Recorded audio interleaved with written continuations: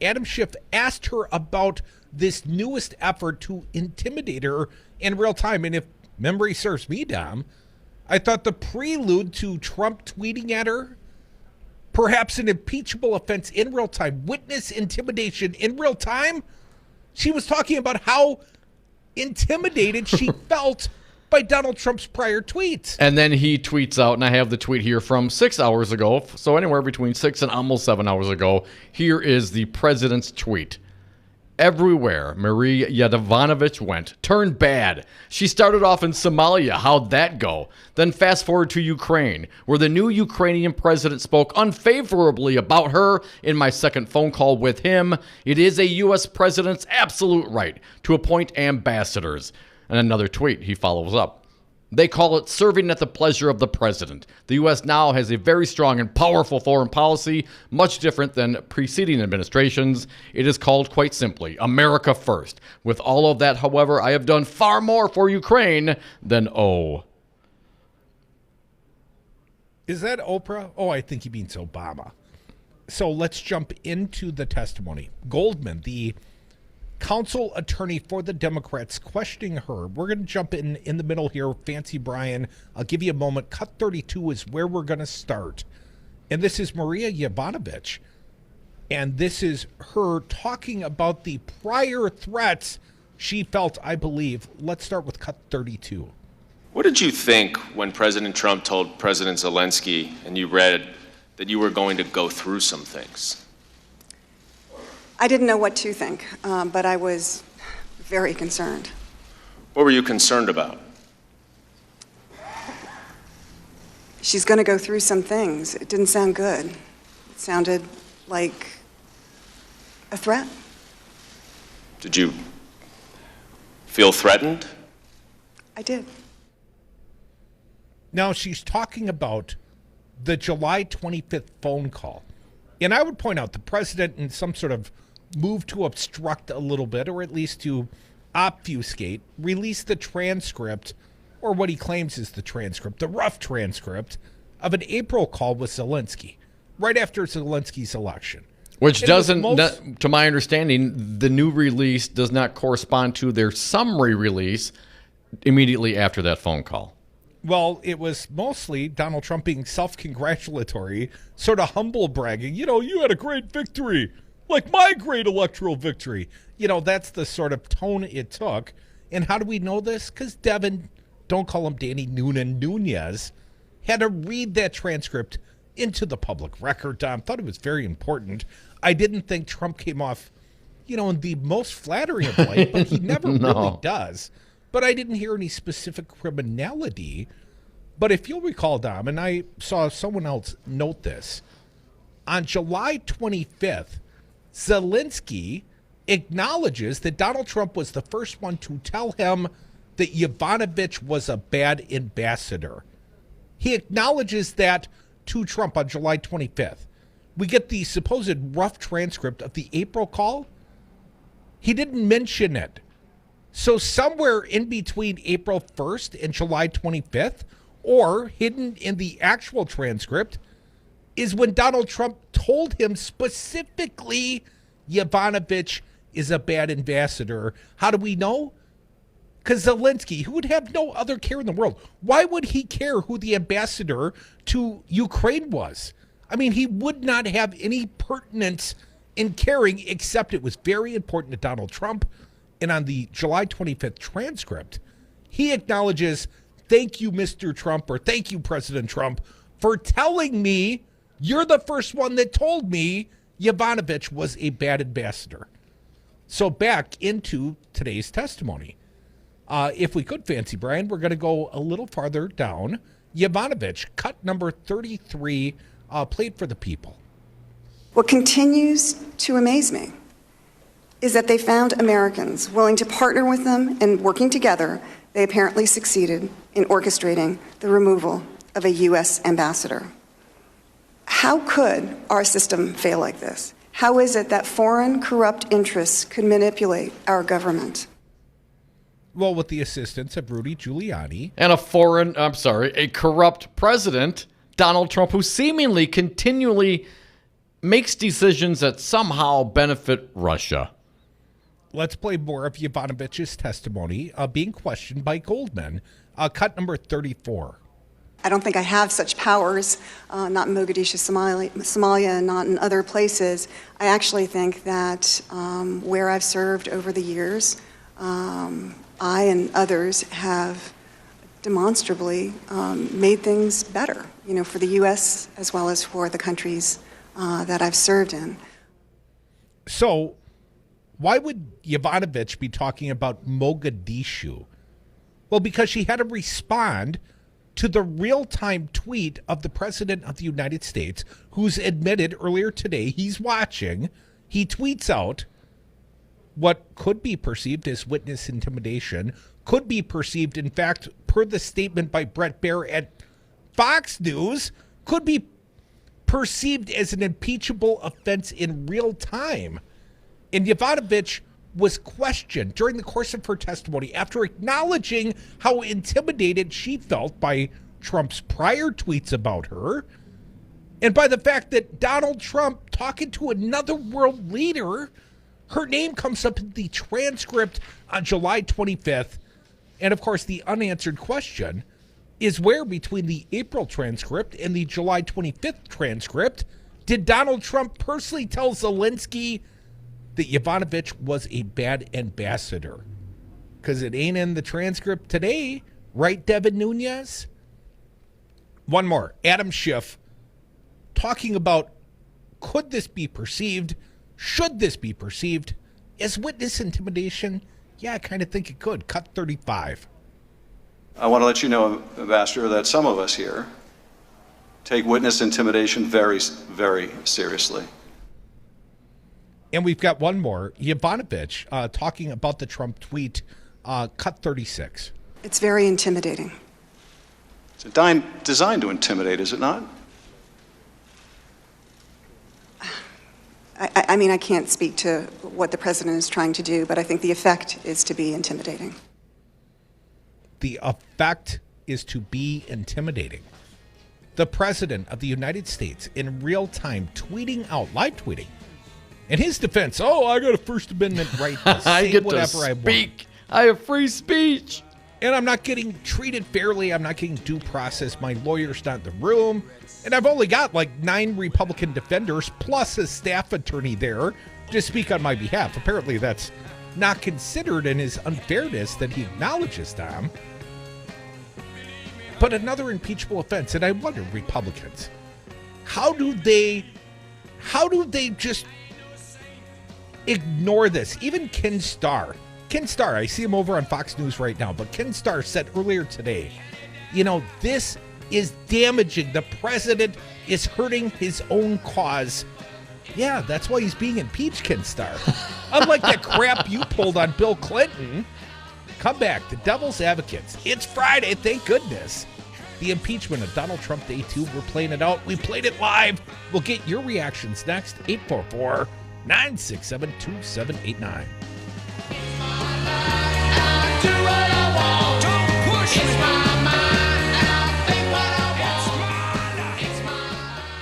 She would not be my first choice, that I can tell you. They hire usually good people. I knew it. I'm surrounded by assholes. Tune in to Educators Amplified, noon to 3 p.m. Saturday, November 16th for exclusive coverage live from Sugar Maple in Bayview. A special second anniversary edition panel includes Earl Ingram, Dr. Tim Slecker, Joanna Rosado, Ted Craig, Marva Herndon, and Gail Hicks. Real education talk about what's really going on in our schools. Educators Amplified, noon to 3 p.m. Saturday, November 16th, live from Sugar Maple in Bayview. Only on Talk 101.7 FM Milwaukee and Talk 92.7 FM Madison. Tune in to Wisconsin's Political Talk on Talk 101.7 FM. Weekdays, you can hear the Earl Ingram Show from 6 to 9 a.m. Next, it's Stephanie Miller from 9 to 11. From 11 till 2, the Tom Hartman Program. At 2 o'clock, it's Matt Flynn Direct. From 3 to 6, the Devil's Advocates. And at 6, it's Busted Pencils, Brandy Grayson, and Maggie Dawn. Wisconsin's Political Talk. Listen online at Talk1017FM.com. you concerned about speaking up at work? Do you feel like you have no say in your day-to-day work routine? Join Teamsters Local 344. Call 414-258-4545. Get a seat at the table. Join your brothers and sisters in negotiating for better wages, hours, and working conditions, and be part of the most powerful union in North America. Teamsters Local 344 covers sales and service throughout Southeast Wisconsin and package and airlines statewide. Contact Teamsters Local 344 at 414-258-4545 or at local344.org. More power, more fight, the most heart. Gingras, Thompson & Walks is more than a law firm. We're family. We believe in doing our best to help people in need and right the wrong that's occurred. For more than 35 years, we've helped thousands of clients across the state of Wisconsin get the justice they deserve. Our proven track record of success isn't based solely on our knowledge of the judicial system. Rather, we make it our priority to get to know our clients and their cases so we can best represent them. Gingras, Thompson & Walks. Find us online at gtwlawyers.com. The Devil's Advocates. Political commentary from the back of the class. I'd just like to say this gig sucks. Hey, up yours, Springfield. 1, 2, 3, 4. Happy birthday to you. Happy birthday to you. Happy birthday, Bernsey. Happy birthday to you. Go to hell, you old bastard. And we are back. Thank you for listening to the Devil's Advocates radio show, streaming on YouTube, Facebook, and Twitter. Hit us up on the phones. It's Friday. Air your grievances. 844-967-2789. Dominic, gotta wish a very special and happy birthday to our buddy Rocker. You know Rocker. He does the Weekend Rock and Roll show, him and Jimmy K, and the Max Inc. Radio. Little show note. They're going 3 hours. Nice. They will be officially a 3-hour product starting at 6 p.m. Central Time, Saturday night. And then a little redo on Sunday night. Dom, we're doing rock and roll. Now that we got an FM in Milwaukee, Talk 1017 FM, well, now we got to unplug from the politics on the weekend evenings in both Madison and Milwaukee. Happy birthday, Rocker. I'm looking forward to tuning in. The new 3-hour version of Max Inc. Radio starting tomorrow night, 6 p.m., new time. Yeah, check it out. Those guys are a blast, and they play some great music. And Rocker, I don't know precisely how old he is, but what's he, like Keith Richards' older brother? I hope you're listening, Rocker. Happy birthday, old man. You old bastard. You old bastard. Keith Richards preserved, if not aged. Right. Bret Baier. Now, I saw Bret Baier at the last presidential debate we were at. You know, something of a star, a luminary in the room full of media. Well, Bret Baier had this to say today, in brief. That was a turning point in this hearing so far. Baier said on Twitter of Trump's tweet. You know, Donald Trump tweeting out witness intimidation in real time. Once again, here is what Bret Baier tweeted. She was already a sympathetic witness, and the president's tweet, ripping her, allowed Schiff to point it out in real time, characterizing it as witness tampering or intimidation, adding an article of impeachment, real time. In real time. That's what Fox News is saying. Stick around. There'll be more tomorrow. That's got to hurt. Here's the other part. I found a little quizzical and puzzling. Devin Nunes. What is up with Devin Nunes and his concern about naked photographs of Donald Trump? It's almost unnatural. He has this unnatural desire, and he keeps bringing it up during his opening statements. He did so again today. Where is it? You got that one, Dom? I don't know. We do have some Nunes. Let's just get through it. Maybe we have it in there. Start with cut number 14, if you would. Fancy Brian.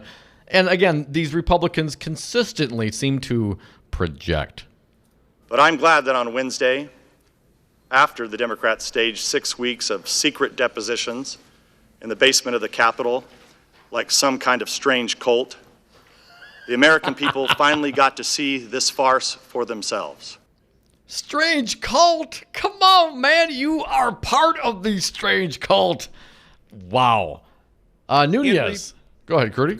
No, that's fine. No, all right. Let's just blast through it. Nunes, the 3 questions, cut 15. These hearings should not be occurring at all until we get the answers to 3 crucial questions the Democrats refuse to ask. Oh, I think it's in First, What is the full extent of the Democrats' prior coordination with the whistleblower, and who else did the whistleblower coordinate this effort with? Second, what is the full extent of Ukraine's election meddling against the Trump campaign? And third, why did Burisma hire Hunter Biden? What did he do for them? And did his position affect any government actions under the Obama administration?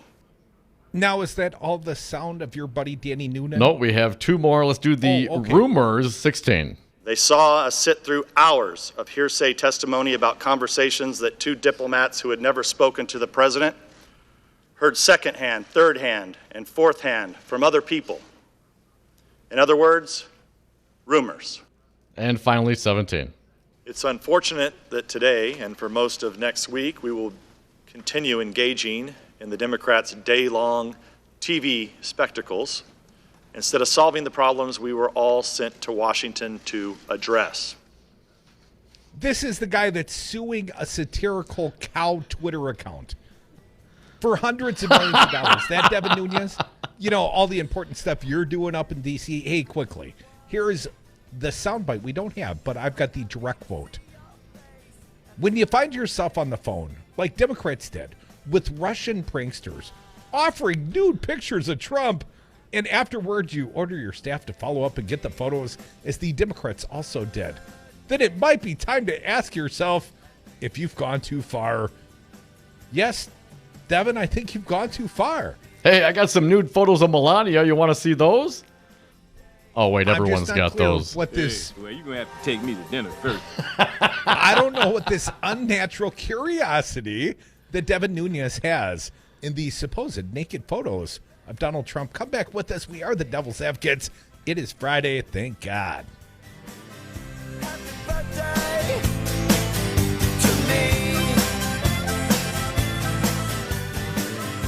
If you missed something on the Devil's Advocates, don't worry. After you get over your shame, you can check out domandproof.com. Podcasts and interviews updated daily.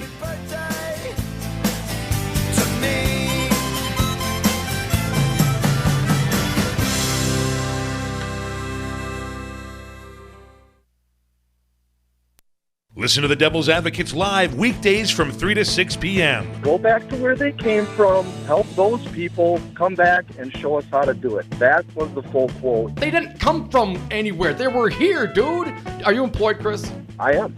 Do you have an HR department? Yes, I do. I'm a union machinist. Oh, do you work with minorities? I do. If you walked up to one of your coworkers who was a minority, you told them to go back to where they came from, would HR have a conversation with you about that, do you think? It depends on the person, really. I mean, some people are... If somebody complained to HR about what you said, do you think they would have a conversation with you about that? Okay. Absolutely. But why? Why would they pull you off of your job to discuss this with you, and what do you think their beef would be? Because they're trying to protect the corporation from lawsuits. Lawsuit for what? Discrimination, racism. So if your coworkers, if you say it to your coworker, it could be described as discrimination or racism. But when the president says it to the world, it's not racist? No. Yikes. You are listening to WRRD Waukesha and W269DL Milwaukee. Always streaming at talk1017fm.com. From the Capitol in Madison, this is Wiz Politics Midday. Good afternoon. I'm Pat Popoletti, and our report for Friday, November 15th is brought to you by Spectrum. Senate Majority Leader Scott Fitzgerald, a Republican from Juneau, has a run of 5 fundraisers over the first 2 weeks of December that include 2 with former Governor Tommy Thompson, 1 with U.S. Rep. Glenn Grothman, and another with former Lieutenant Governor Rebecca Kleefisch. But first, Governor Tony Evers is asking the Joint Finance Committee to release nearly $4 million annually to fight the homelessness problem. The money would cover the cost of initiatives proposed by the Interagency Council on Homelessness. The governor's letter comes a week after Fitzgerald raised concerns about the price tag for the proposals, which were also put into a package of bills that cleared the Assembly. Evers included the homelessness proposals in his budget, but Republicans pulled them while leaving the funding in the Joint Finance Committee. Additionally, Dem operative Jake Haju is joining Elizabeth Warren's campaign as her senior strategist for Wisconsin starting December 1st. Haju, who has previously worked on a number of campaigns in Wisconsin, has been working for U.S. Senator Tammy Baldwin's office as Director of Outreach.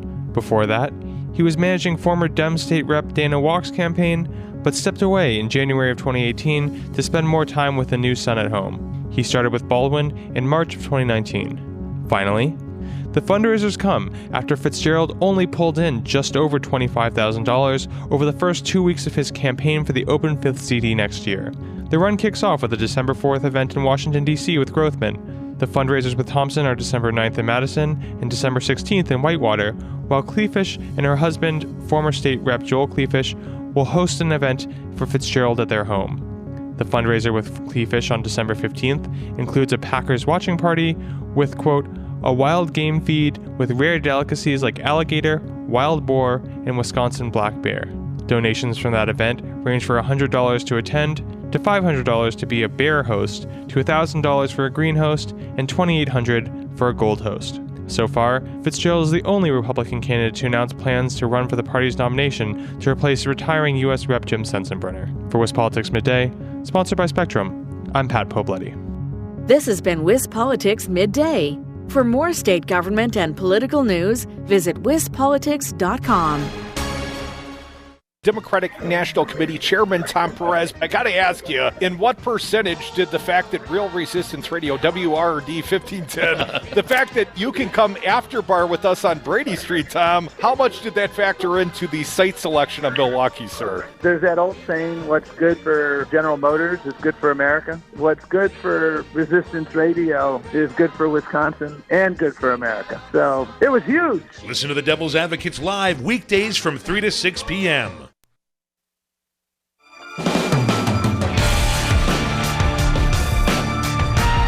Big and tall of political talk. Tom and Krutz on the Devil's Advocates. Welcome back to the Devil's Advocates radio show. Thank God it's Friday. I hope you're feeling it, Tom. In fact, you're flying the coot, man. Where are you going? I'm hitting the road, Crudy, going on a little vacation. Going to South America with my lovely wife for a couple of days. A week. Couple of days or a week? Going to South America? You'll be just fine without me, man. What is this, like your 9th vacation of the year? You guys have never taken so much time off, at least not around here. Man's got to live, Crudy. What's worth it? Why we do all this hard work if we can't, enjoy ourselves a little bit? Says the man who's going on vacation to the man who's left to run the show in his absence. Hey, you're going to be making history next week, man. I'm kind of bummed that I'm going to as much. You look bummed as I look forward to going on vacation.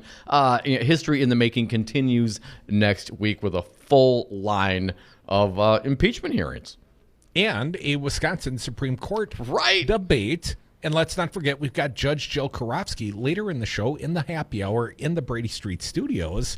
I guess that'll be like almost your last official act of the week. But before I let you quit and take a week off, like day 92, let's get into this Jennifer Rubin piece at the Washington Post. House Intelligence Committee Chairman Rep. Adam Schiff began the second day of impeachment hearings calmly and methodically reviewing the career of former Ambassador Marie Yovanovitch, highlighting her anti-corruption credentials.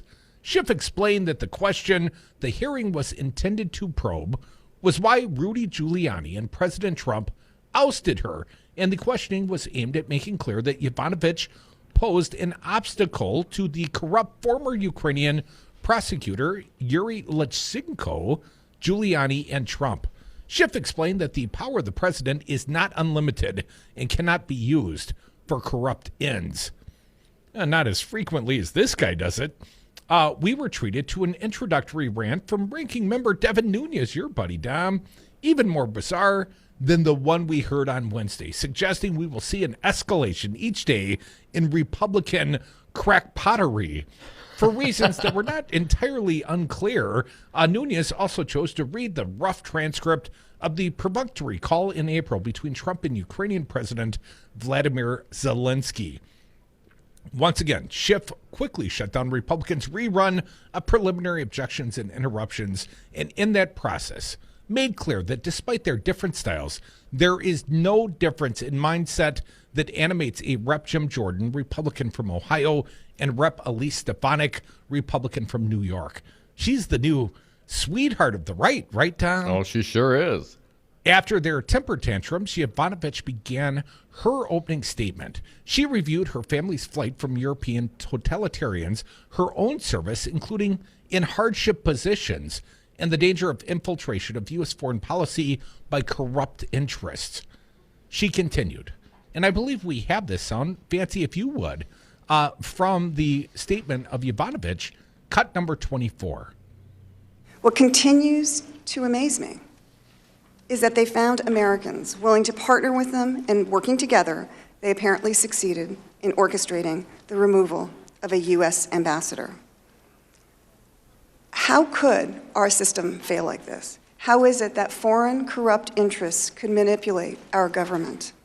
Which country's interests are served when the very corrupt behavior we have been criticizing is allowed to prevail? She went on to say, unfortunately, not all Ukrainians embraced our anti-corruption work. Thus, perhaps it was not surprising that when our anti-corruption efforts got in the way of a desire for profit or power, Ukrainians who preferred to play by the old corrupt rules sought to remove me. In powerful, well-moderated tone, she inquired, how could our system fail like this? We just heard this. How is it that foreign corrupt interests could manipulate our government? She explained. Our leadership depends on the power of our example and the consistency of our purpose. Both have now been opened to question. She continued, our Ukraine policy has been thrown into disarray, and shady interests the world over have learned how little it takes to remove an American ambassador who does not give them what they want. She implicitly, let me try that again. She implicitly swiped at Secretary of State Mike Pompeo for not standing up for her and for allowing his department to be hollowed out. She concluded with an impassioned defense of the Foreign Service officers, listing the name of officials slain in Libya. You know, there are Republicans that got mad as hell that she brought up Benghazi. I read, we take our oath of office seriously, the same oath that each one of you take, to support and defend the Constitution of the United States against all enemies, foreign and domestic, and to bear true faith and allegiance to the same. Yovanovitch said, I count myself lucky to be a Foreign Service officer, fortunate to serve what the best America has to offer, blessed to serve the American people for the last 33 years. This was perhaps the most inspiring, effective testimony we have heard, a virtual seminar in American values and statecraft. Crudy, Jennifer Rubin from the Washington Post continues. Once more, we see that our career civil servants, some not born in this country, have a far better understanding of America's role in the world, the principles of democratic governance, and the importance of our anti-corruption efforts abroad. She added some vivid detail to the story of how our foreign policy was hijacked by Trump's web of corrupt cronies. We learned that her tenure was extended in March, only to find herself recalled in April, apparently at the behest of the Giuliani plotters.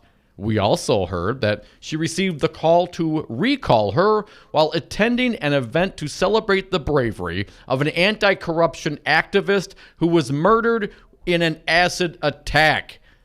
She was worried not only about Ukraine policy, but also about the impact on the State Department, Ukrainians, and others around the world when an anti-corruption fighter is ousted by corrupt forces.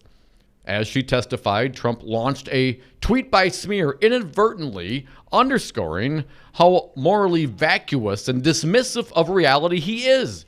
And here, again, the quote, everywhere Marie Yovanovitch went turned bad, Trump wrote. She started off in Somalia. How'd that go? Then fast forward to Ukraine, where the new Ukrainian president spoke unfavorably about her in my second phone call with him, unquote. Rubin writes, actually, Zelensky did not speak badly of her. Trump did.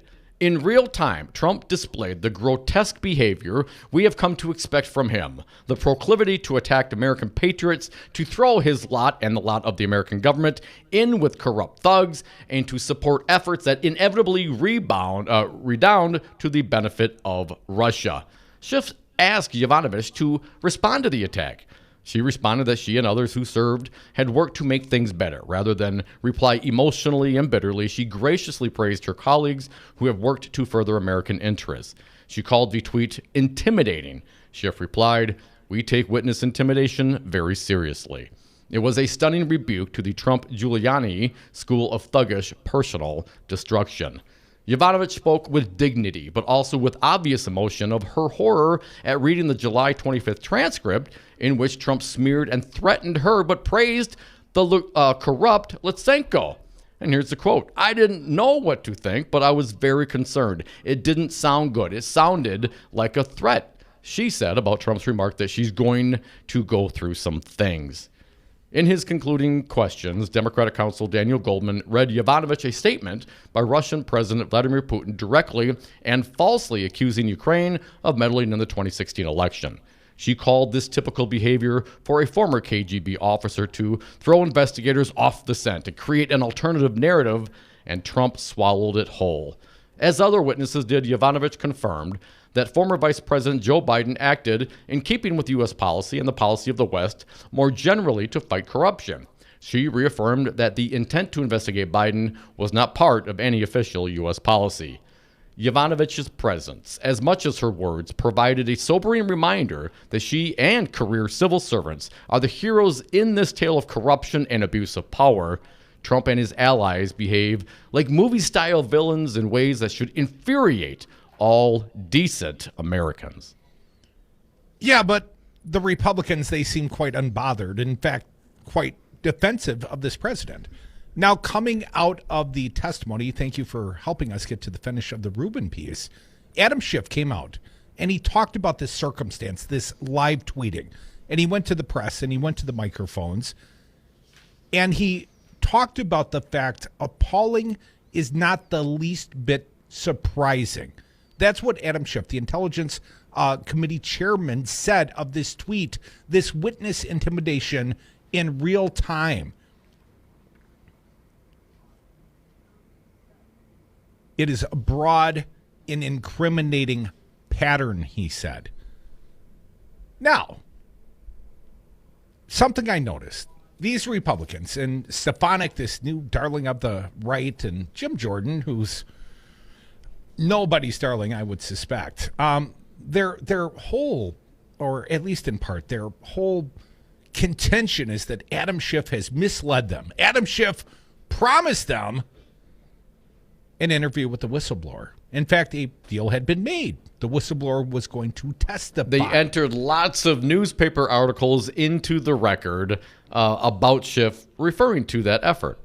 Although Stefanik made the claim after we watched them enter a number of these different articles into testimony. I think Turner took the entirety of his time to ask that articles be entered into the official record. And Stefanik claimed, they wouldn't let us do any unanimous consent. And I'm thinking, were you at the same hearing I was watching on TV? But anyways, my only question, Dom, is, was that before or after the president threatened the life of the whistleblower? Right. Let's not forget, this situation evolved. It's not his first run, talking about Donald Trump, at intimidation of the witness, right? He talked about this is what? Treason. And the punishment for treason used to be death. Good old days, I think he said. When the president of the United States is effectively threatening death upon a witness against him, well, I can understand if that witness, through advice of counsel, doesn't want to appear before the Jim Jordans and the sycophants of Donald Trump, and how they sit there and pretend like everything being presented, well, this is all third-hand hearsay opinion, right? Well, how's that going to hold up on Tuesday when Vindman starts testifying he was a first-person witness to the highly appropriate and perfect phone call on July 25th? Of course it won't. They'll try to spin to something else, but that is a great point, and I look forward to see what that effort by the Republicans will be. But I also want to put something else out there. I remember when she initially said that she felt intimidated by this before the testimony today, which she reaffirmed today. I thought to myself, oh, really? I mean, really? The guy is just a tweeting maniac. You really? But then I realized and I learned that she was at a celebration for the bravery of an anti-corrupt activist who was murdered in an acid attack. According to testimony, the bad guys put acid on this poor person, and it took her 4 months to die. That's what happens to people who try to enforce anti-corruption activities in the Ukraine. And Trump and his crew are buddies with these types of people. You can somewhat understand perhaps why she would take that as a threat seriously. But what about the op-ed she wrote, Tom?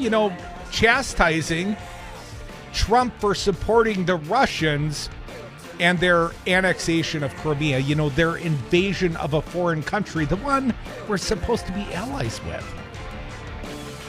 Come back with us. How dare she write an op-ed opposing this president and his policy, his pro-Putin policies. Phone lines open 844-967-2789.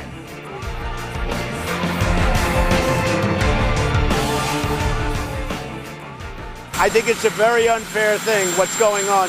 It's called presidential harassment. Have you ever been in a Turkish prison? Wisconsin Governor Tony Evers must veto Senate Bill 386. Since 2015, it has been a felony to trespass on property owned, operated, or leased by a petroleum company that is considered critical infrastructure. That means protections are already in place for those employees from trespassing and property damage. Now, SB 386 wants to include all properties held by the oil and gas industry in the state. That means you could be charged with a felony for protesting climate change at the corporate headquarters of a petroleum company. Current laws already protect those industry employees, and we do not need any further harsh criminal penalties stifling our free speech. Call Governor Tony Evers at 608-266-1212 and tell him to stand up to the American Petroleum Institute and their paid minions and stand with the people of Wisconsin and our protected First Amendment rights. This message was paid for by the People for People Corporation. Donate online at p4ppc.org, p4ppc.org. Hi, I'm Kelly, and my family owns Madison Liquidators. Have you ever shopped for office furniture and been completely blown away by the prices? So have I. In Madison, your choices end up being big box stores with inexpensive pieces that fall apart when you look at them the wrong way, or high-end interior design quality furniture that costs as much as a car. That is why my family and I set out to start an office furniture store with a different philosophy and three main goals. Get our clients the quality office furniture they need at the prices they can afford, divert sound office furniture from the landfill, and develop relationships with small businesses within our community and help them grow. At Madison Liquidators, you will not be quoted our most expensive pieces up front and scaled back from there. We will work with you within your budget to allocate funds where it counts. We're interested in getting you the most bang for your buck every time. If you see something you like but it's outside your budget, let us know. We always have ideas to help make it work for you. Call me today and let's get started, or visit our website at madisonliquidators.com.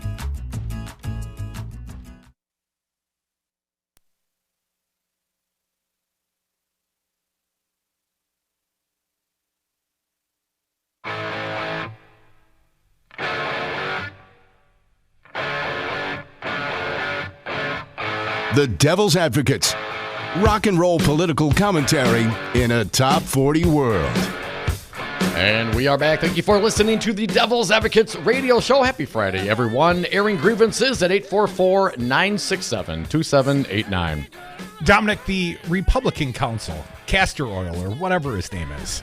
Castor. He was no more impressive today than he was the other day. I found it very ironic. Devin Nunes, did a couple of minute opening statement, then wanted to give his time not to the lead counsel, but to Stefanik.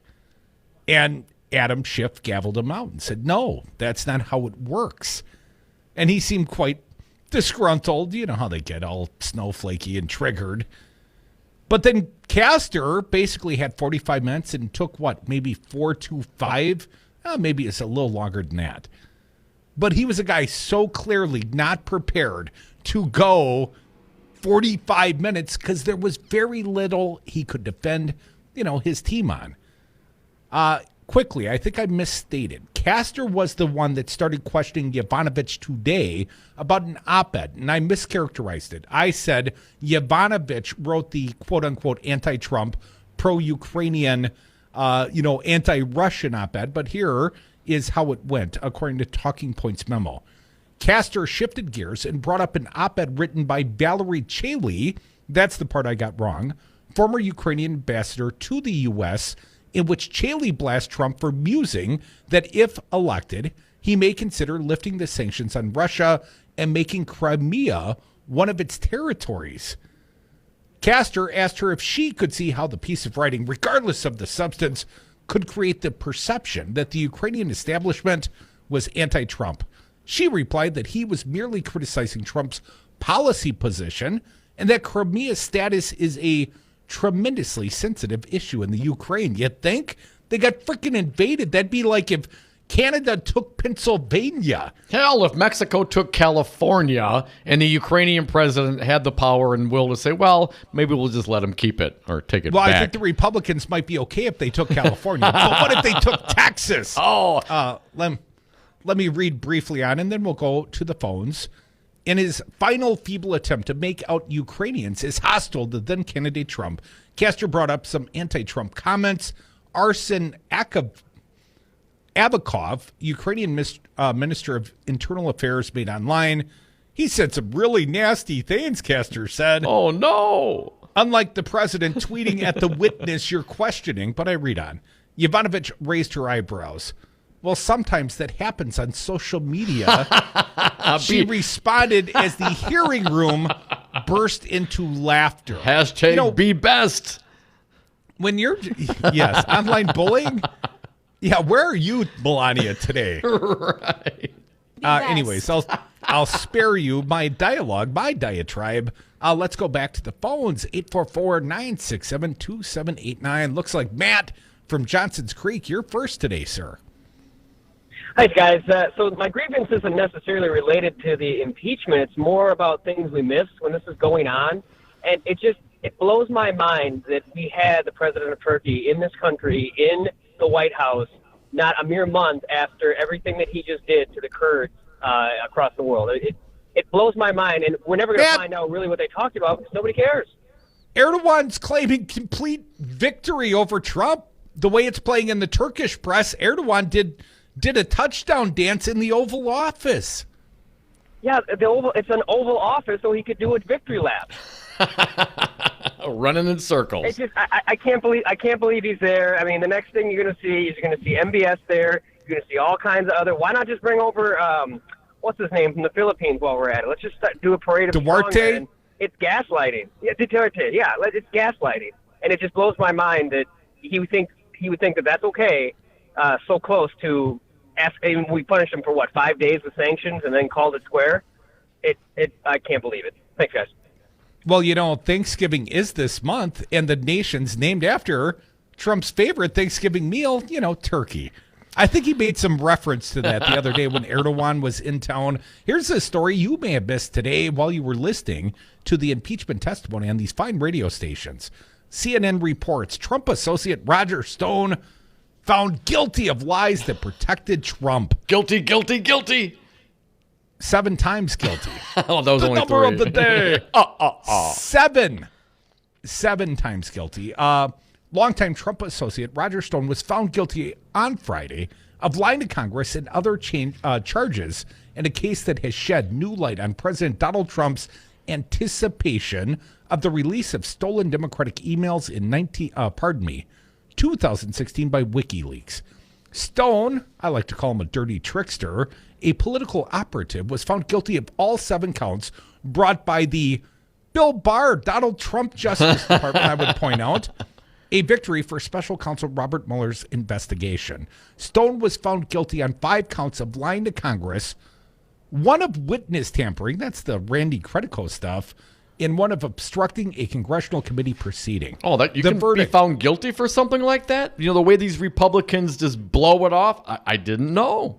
Dominic, the verdict marks a stunning conclusion to one of the highest profile prosecutions to emerge from special counsel Robert Mueller's Russia investigation. You know that whole Russia hoax, no collusion thing that Nunez and others are talking about?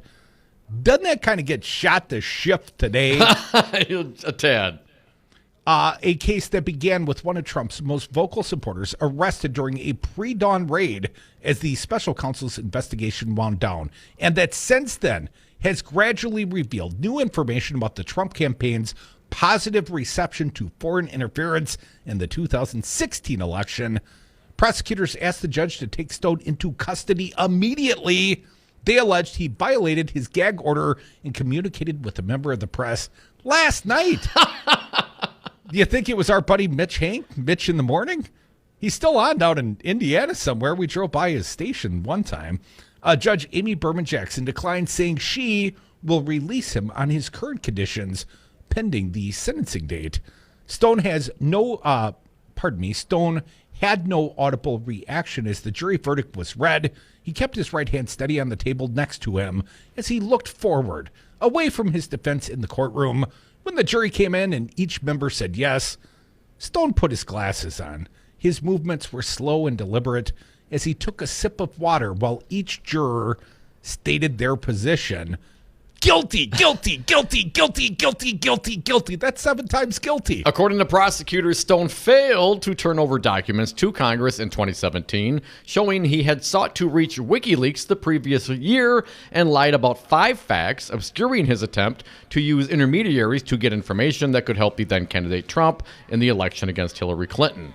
Of course, WikiLeaks released emails in July of 2016 that the Russians had hacked from the Democratic Party servers and followed up with drops of emails stolen from the Clinton campaign's chairman in October of 2016, continuing to Election Day.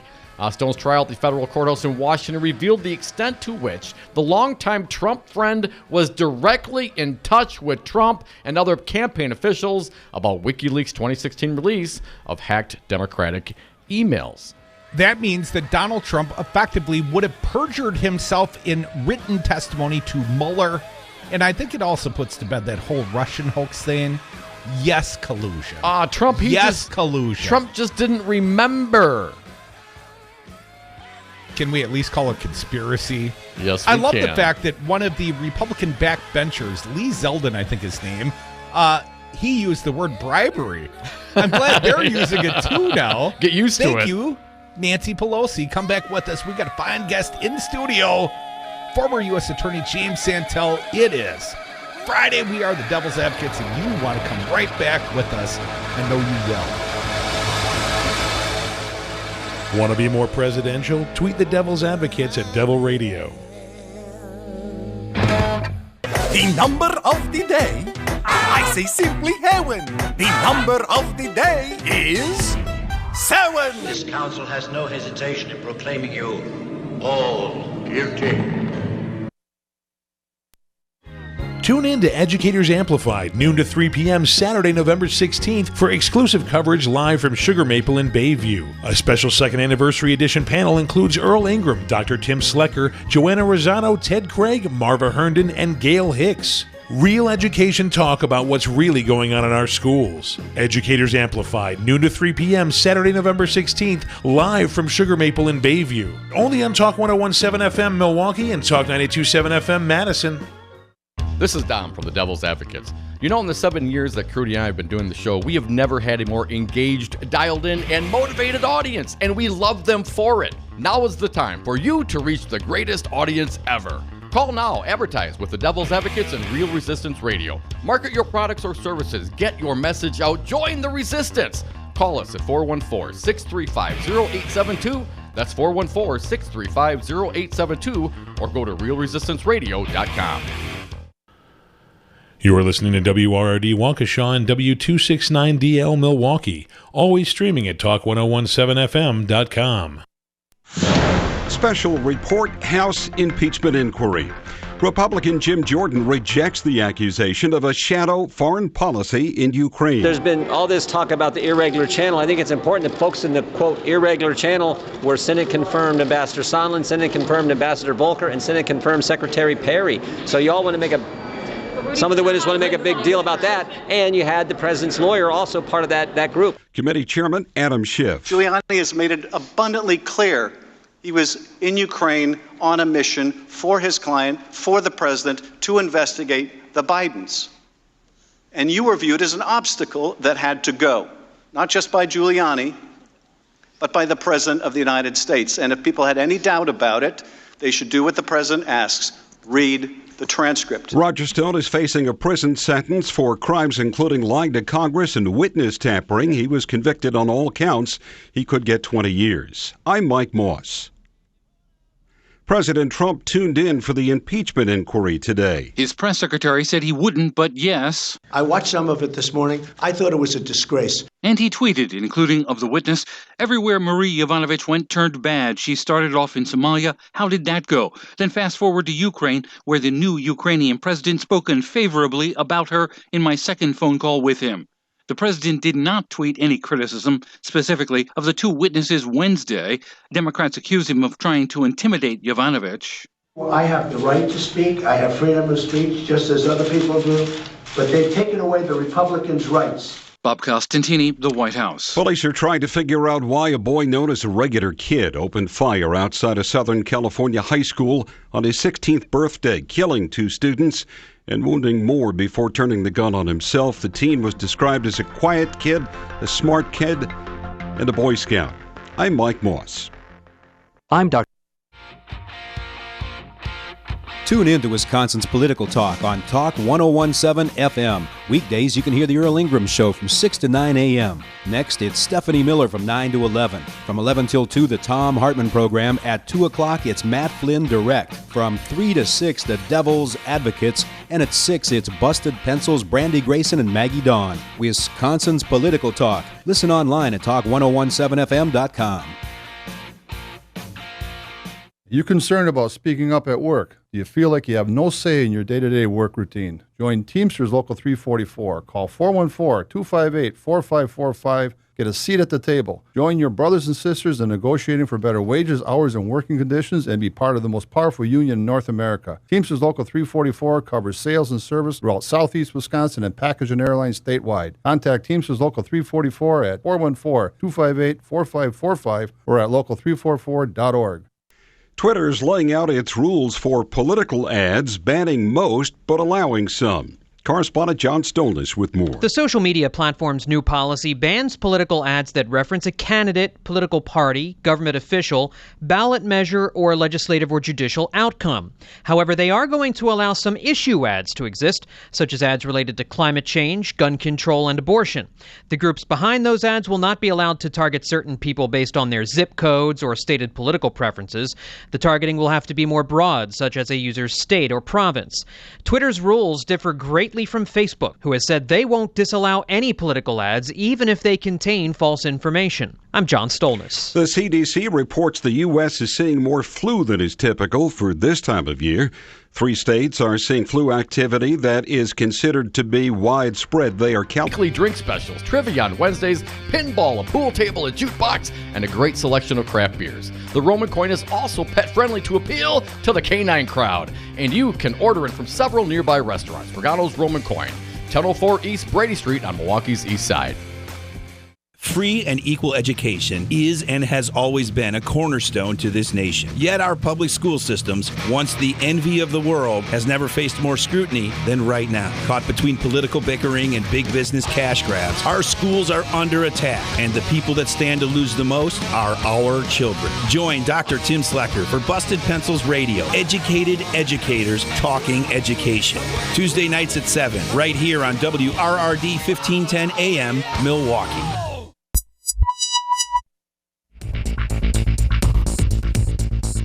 For 1017 Milwaukee and 92.7 Madison, I'm Stu Daniels with your headlines. The man charged with the acid attack on Milwaukee's South Side 2 weeks ago has been ordered to undergo a competency evaluation.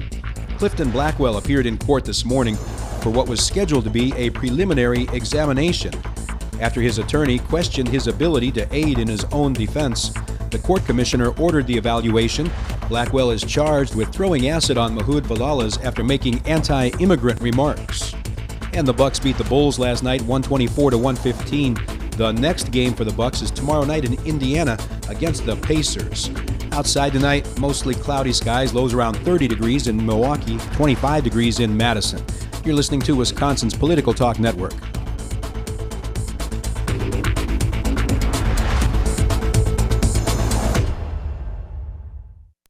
Warning, you are about to listen to the greatest radio show ever. And due to contractual obligations and to shield our airwaves corporate licensees from any semblance of liability, responsibility, and gullibility, we must tell you the views represented on this show are not necessarily those of this station or its management. This radio show contains differing points of view on current political topics, and due to the nature of its contents, it should be heard by everyone. Thank you for listening. 3, 2, 1. Now live from the heart of liberal Wisconsin, where the political party is just beginning, welcome to the Devil's Advocate Show. Best friends proving it's never personal, only politics. Please allow me to introduce myself. Now here are your hosts, Dom and Crute. Welcome back. Hour 2 of the Devil's Advocates Radio Show, a Friday edition, our favorite of the week. And we got a fine guest joining us in the Brady Street studios. He is former U.S. Attorney, our good friend, James Santel. Jim, welcome back. Mike, Dom, good to be with you once again this week. Always a pleasure. Thank you, Jim. Always something to talk about. All right. It's so nice that you can help us fill these slow news days, Jim. It almost makes you wonder what you did before these things happened, right? I don't remember I don't remember the before time, right, Jim. Tell me, do you? There really wasn't much of it. You have to go back a long way. You know what we did then? More prep. Yeah. Because now, it could change at a moment's notice. Jim, let's start with the testimony of Yovanovitch, the former ambassador to the Ukraine. First and foremost, your comments, your thoughts about this career diplomat when she was done and the microphones got turned off unceremoniously on the protestations of the Republicans, the room rose and clapped for her. I mean, if you're going to give congressional testimony, this ended like Rudy, the crowd clapping for it. Jim, what was your impressions on the day? This is in the House and Ways and Means Committee meeting room in the congressional buildings there, and the just adjacent to the Capitol building. Plainly a strong sense that this was testimony that was compelling, not just for members of the committee, but for those in the well as well. Plainly, very, very persuasive. This, again, is a civil servant who came to describe what happened to her. I do have some broad perspectives on this, and I think we can chat about those this afternoon. It struck me that she was the perfect way to conclude this first week.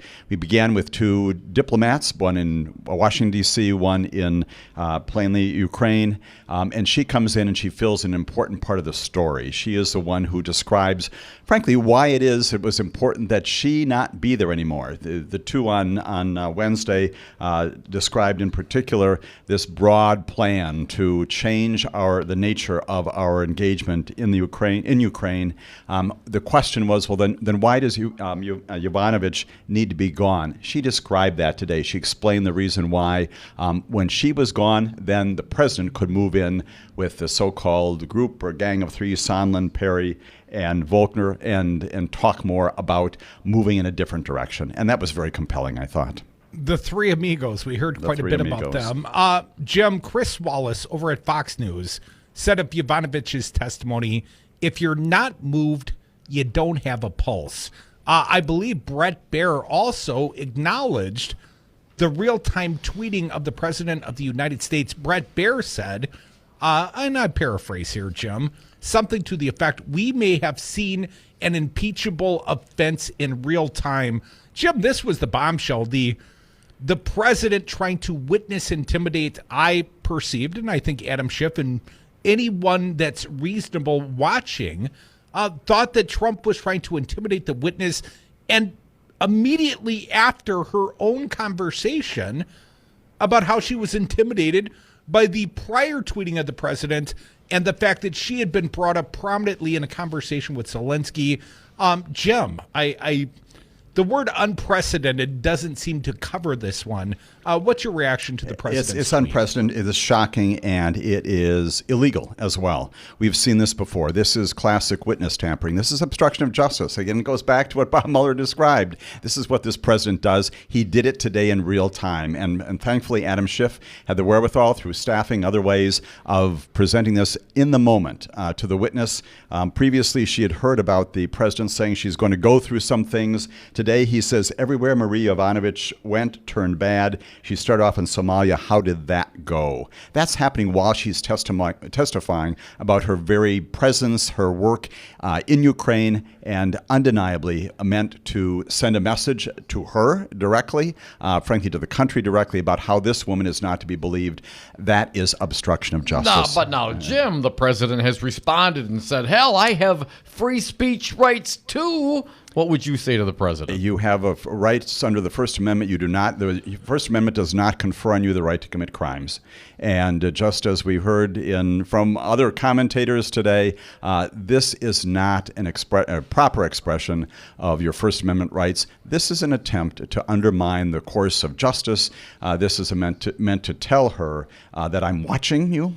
I am taking this in. I'm attacking you substantively. I'm telling you that we're again, as he has said before, we may get after you. And that's the kind of thing that we should not expect from anyone, including the President of the United States of America. It's shocking. It is illegal. And it should be a part of a broader description of the kinds of things this president has done.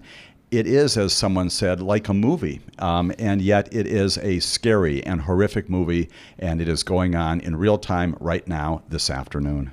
Well, many of the protestations I noted of the Republicans, the defenders of Trump, well, Adam Schiff lied. The whistleblower is not going to testify, and he promised, and he, is reported widely to have made a deal with the whistleblower to come and give in-person testimony.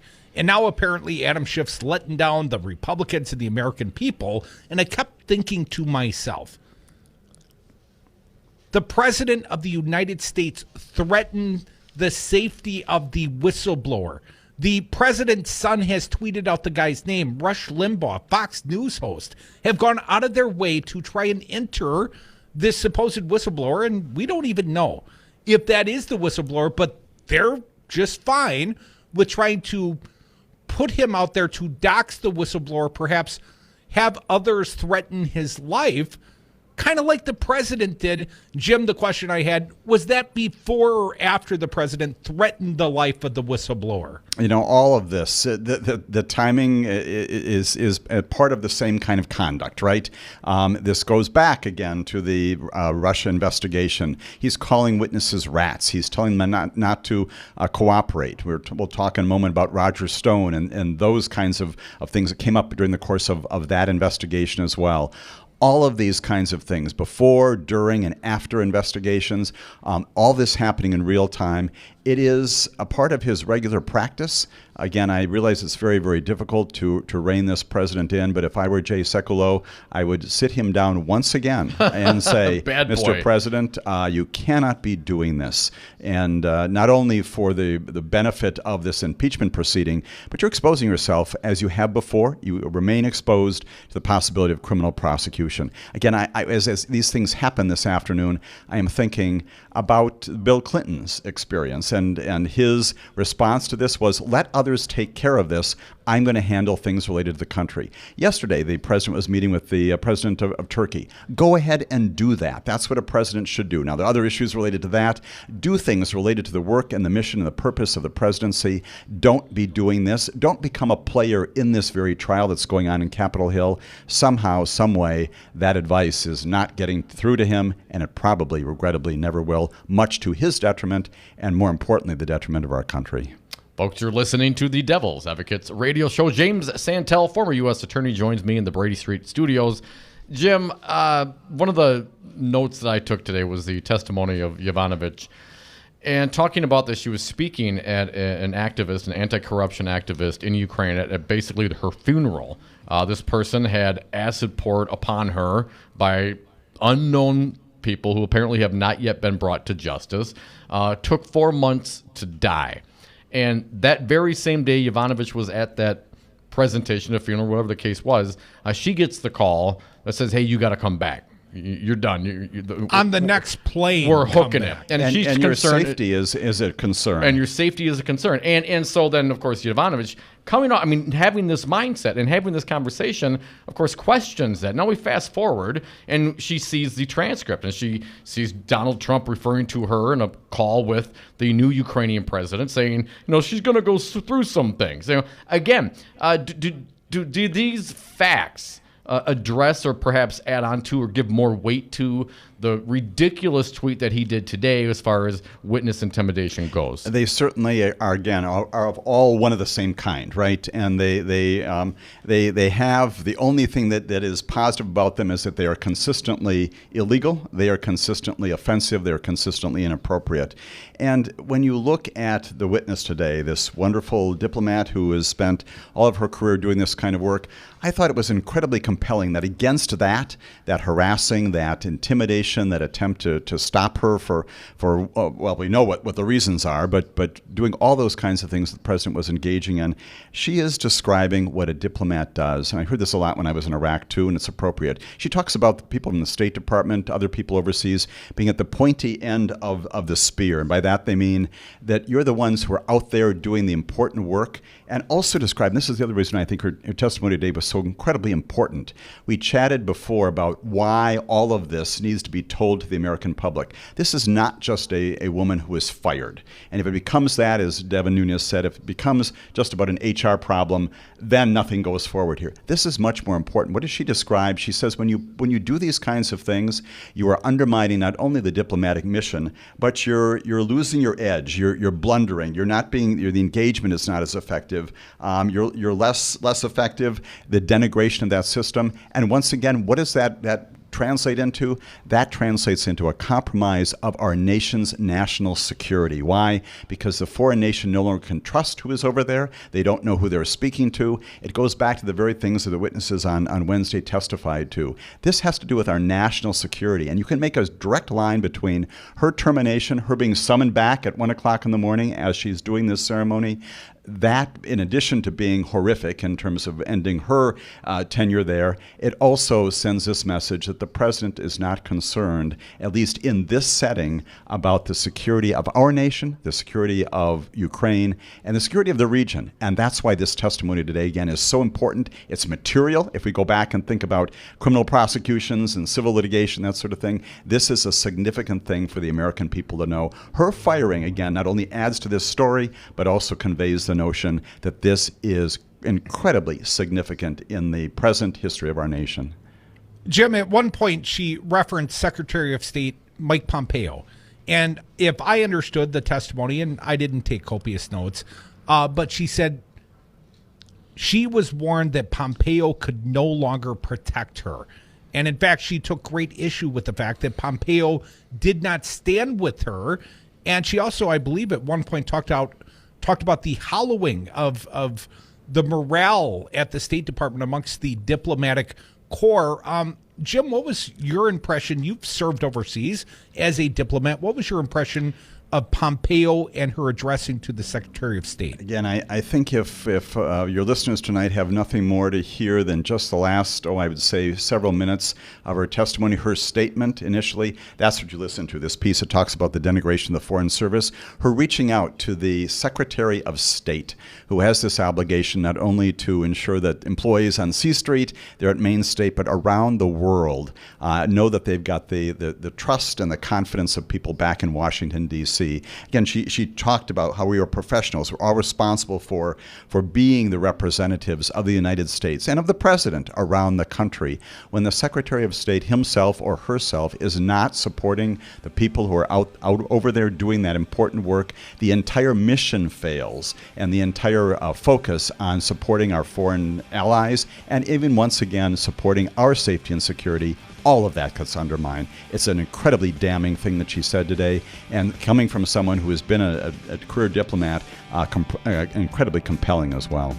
I believe Bill Taylor the other day talked about Sondland, and Sondland said, he doesn't give a damn about Ukraine. It's all about the investigation of the Bidens. That's James Santel. He is a former U.S. attorney. He's our good friend and fine guest. We are the Devil's Advocates. It's Friday, thank God. And it is the impeachment of Donald Trump day 2. It is the conviction of Roger Stone day 1. Lots more to talk about. Come back with us. Jim Santel in the Talk 1017 FM studios.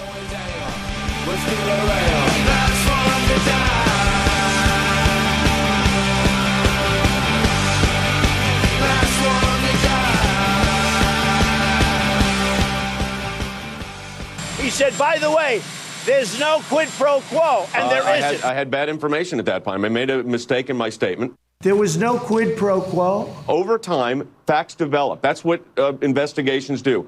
You're fired. Hi, I'm Kelly, and my family owns Madison Liquidators. As a small business, we understand growing pains. You know, those times in your business where you need more help to increase revenues, but you need more revenue to hire more help? Or you're ready to hire more people but can't figure out where to put them?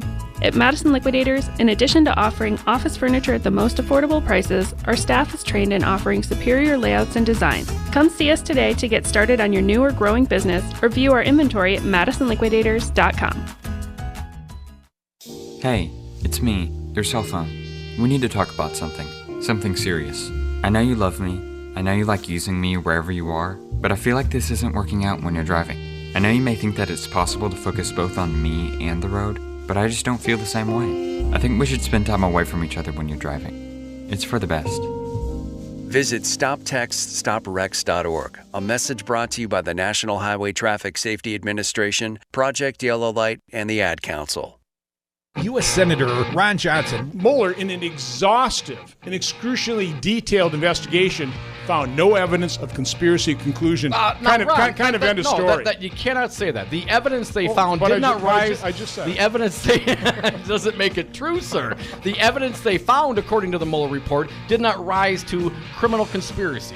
They used encrypted data. They deleted data. They didn't have access to some of the Russian players. You didn't know that your president that you voted for was in negotiations to build a condo in Moscow and give Putin a cherry on top. Just dropped your pen. I did. I get a little excited. Calm down here, Don. But here's a lot of things that I would say, yes, there is absolutely collusion. Now, does it rise to criminal conspiracy? They could not prove that beyond a reasonable doubt. Now, that's not no conspiracy. I'm just watching the veins pop out of your neck here, and I'm getting a little concerned about you, Don. I'll be all right if you just answer the question, sir. Listen to the Devil's Advocates live weekdays from 3 to 6 p.m.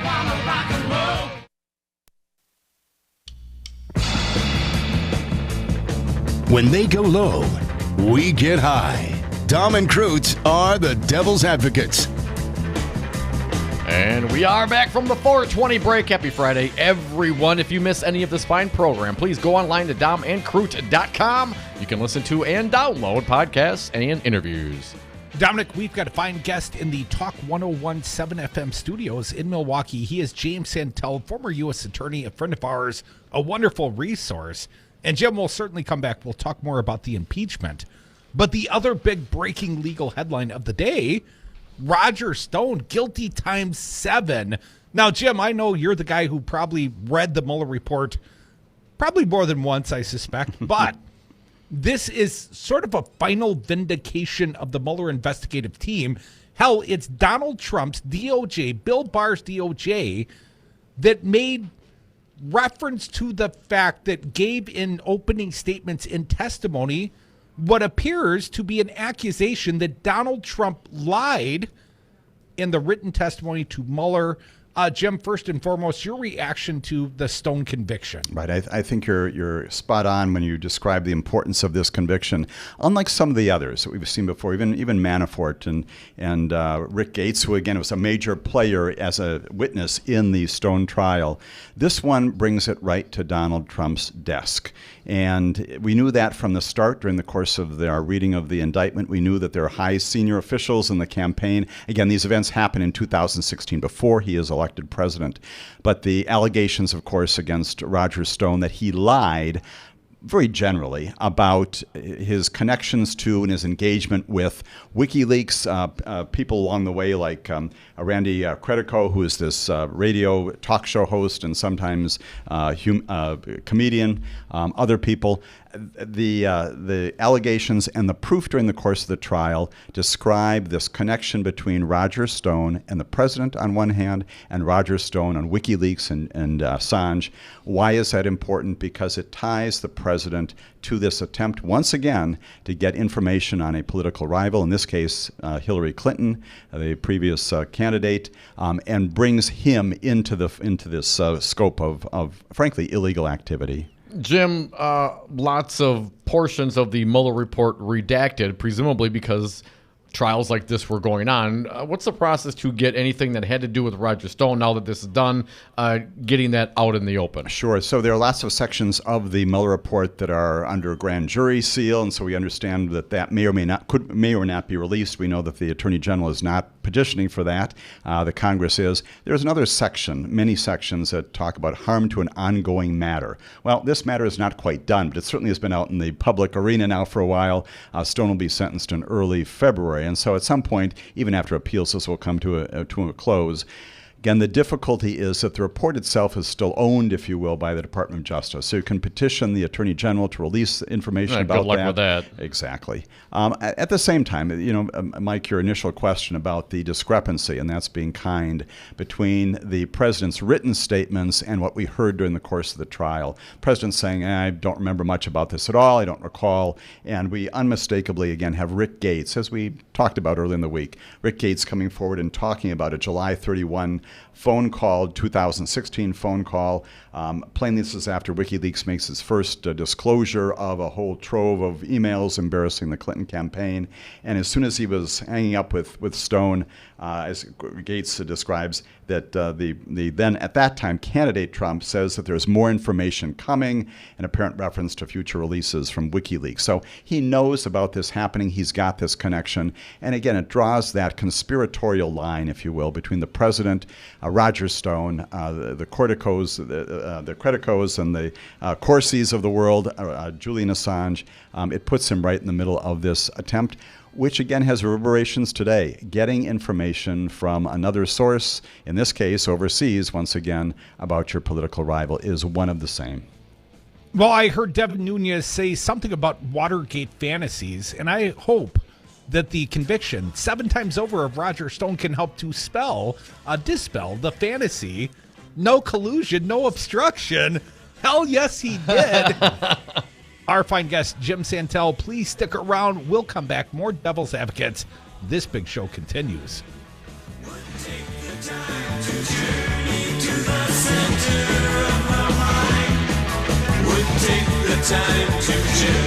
to the center of the mind. But there's been no collusion, no obstruction, and virtually everybody agrees to that. If politics is boring, you're doing it wrong. Check out more at DomandFruit.com. Be best.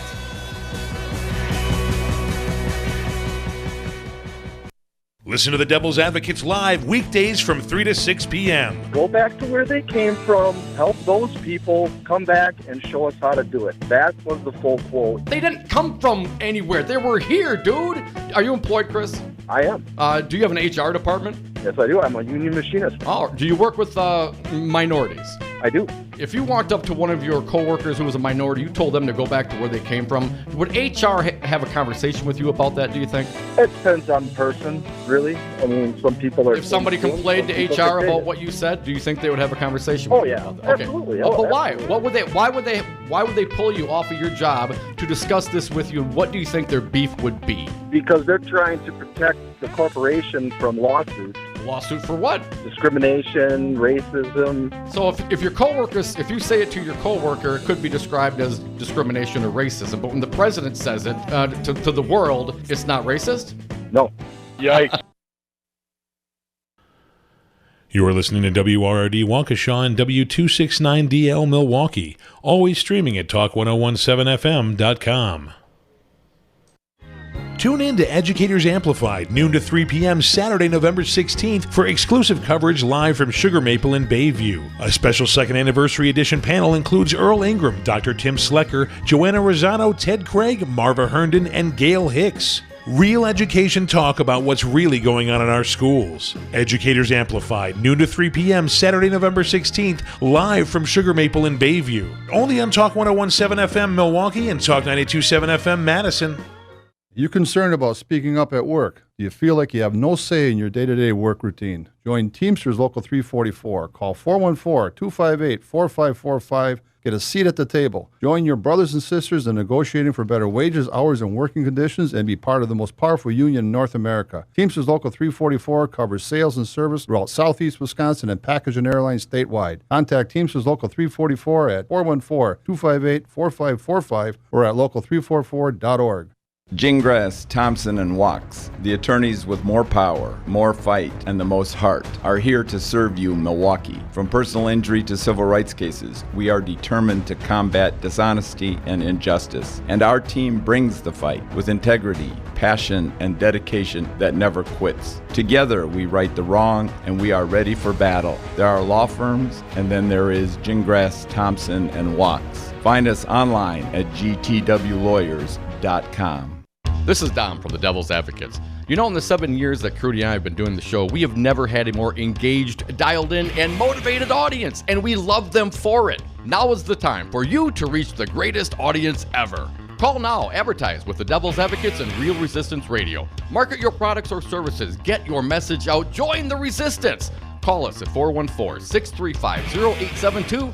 That's 414-635-0872, or go to realresistanceradio.com.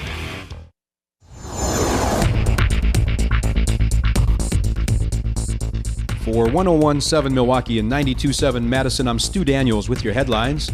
2 men in Vernon County have been charged with killing as many as 20 deer by shining or using a spotlight at night, which is illegal, the State Department of Natural Resources said yesterday. As part of the investigation, 9 bucks and a crossbow were seized. One man, Monty Mabb of Ferrysville, was fined nearly $10,000 and had his hunting and fishing license revoked for 12 years. Jacob Meny of Reedstown was fined more than $12,000 and had his hunting and fishing privileges revoked for 15 years. Forecast for Milwaukee and Madison tonight, mostly cloudy skies. Lows around 30 degrees in Milwaukee, 25 in Madison. You're listening to Wisconsin's Political Talk Network.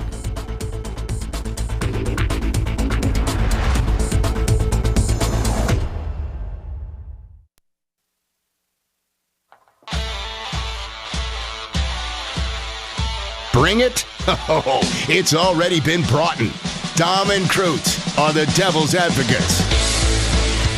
Welcome back to the Devil's Advocates Radio Show, TGIF to us all. Dominic, I'm happy to announce we got a fine guest. He stuck around. He is James Santel, former U.S. Attorney.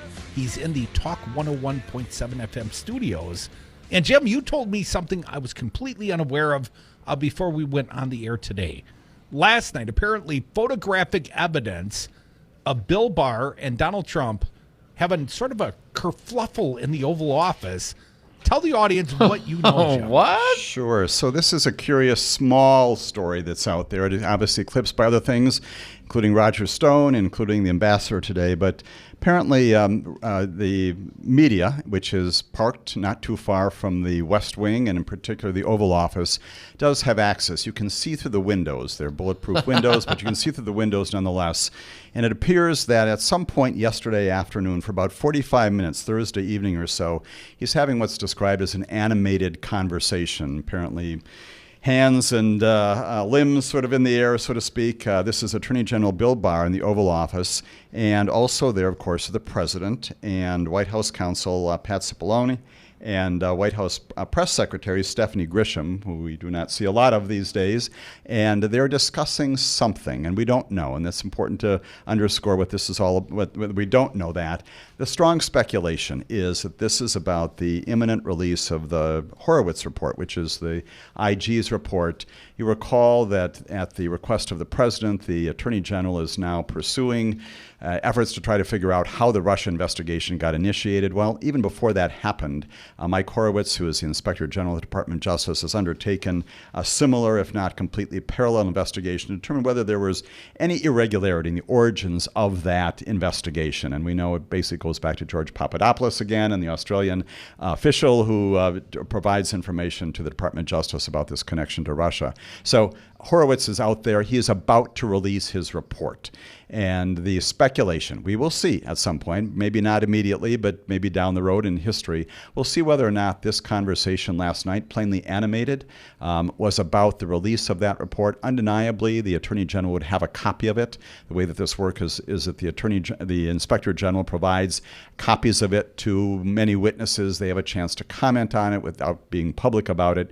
And then at some point, that will be released. If the Attorney General, and this is where we really get out there, as they say, ahead of our skis and speculating, but if the Attorney General knows what's in this report, he's probably telling the President about this, perhaps in anticipation of a release of a report. I am strongly guessing, you can quiz me on this down the road if I'm right or if I'm wrong, that says, you know what, we know what this is all about. We know where this came from. This is not deep state. This is not Hillary Clinton. This is not any other conspiracy theories that we heard even in the course of this past week.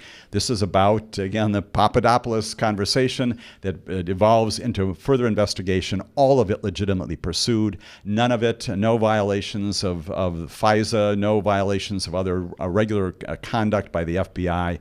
And my guess is that while they may find some small things around the edges that any one of us would have done differently, they're not going to find some broad conspiracy. And so probably, again, the speculation, wild speculation, is that maybe the Attorney General was describing this to the President last night, thus engendering the animated discussion. We don't know the content. And again, all of that might be completely wrong, or it might be right, or someplace in between. Jim, I would just take note. There are no small stories, only small co-hosts. What? And you know, just to continue with this a little bit, you know, right? I will not even comment on that. But you know, again, you know that I can't get through any conversation with the two of you, my friends, without making reference to the Mueller report. I won't go into this in great detail, but if in fact what we're hearing about this thing going on last night is true, it is eerily reminiscent of some of the conversations. For those of you who are listening, with your Mueller reports open, this is pages 116 and 117 of the Russia portion. We've got a conversation going on between Don McGahn, between the president. He's asking McGahn once again to reach out to Rod Rosenstein and have the special counsel fired.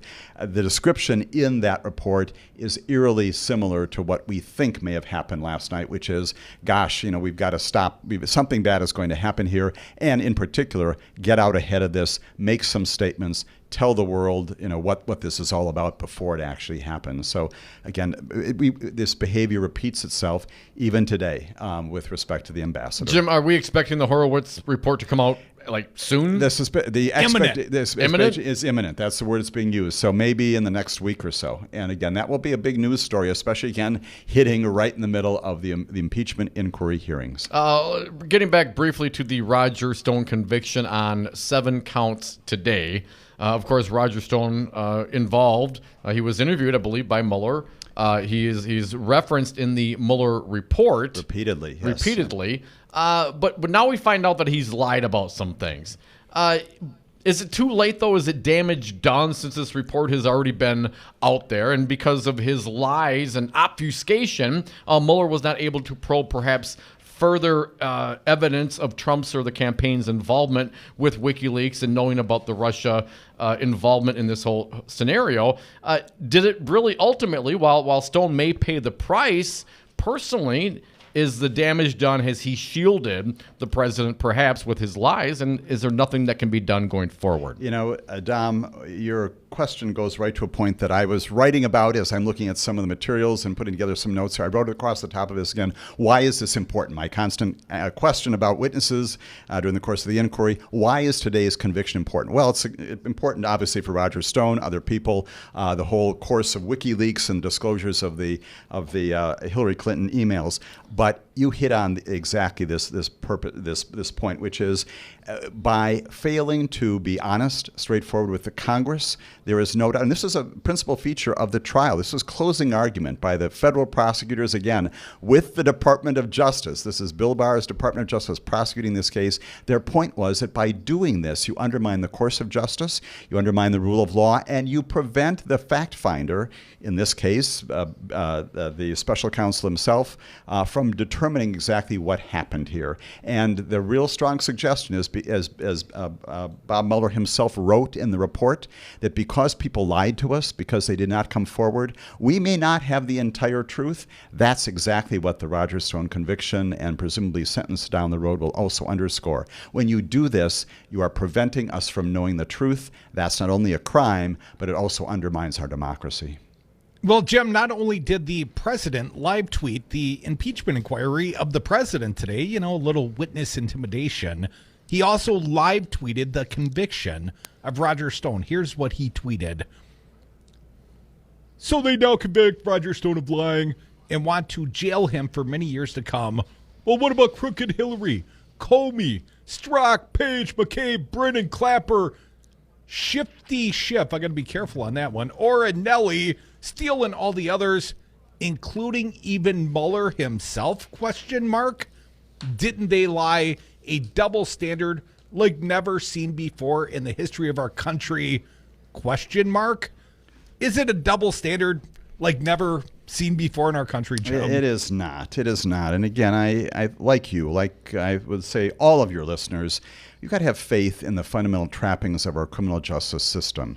Go back and we think about the criminal behavior that has happened in this country recently, and you've got a grand jury that listens to testimony and makes a decision about whether or not charges should be issued. Roger Stone is one of those cases. The jury came back with a finding that there was indeed probable cause that he had lied to the Congress.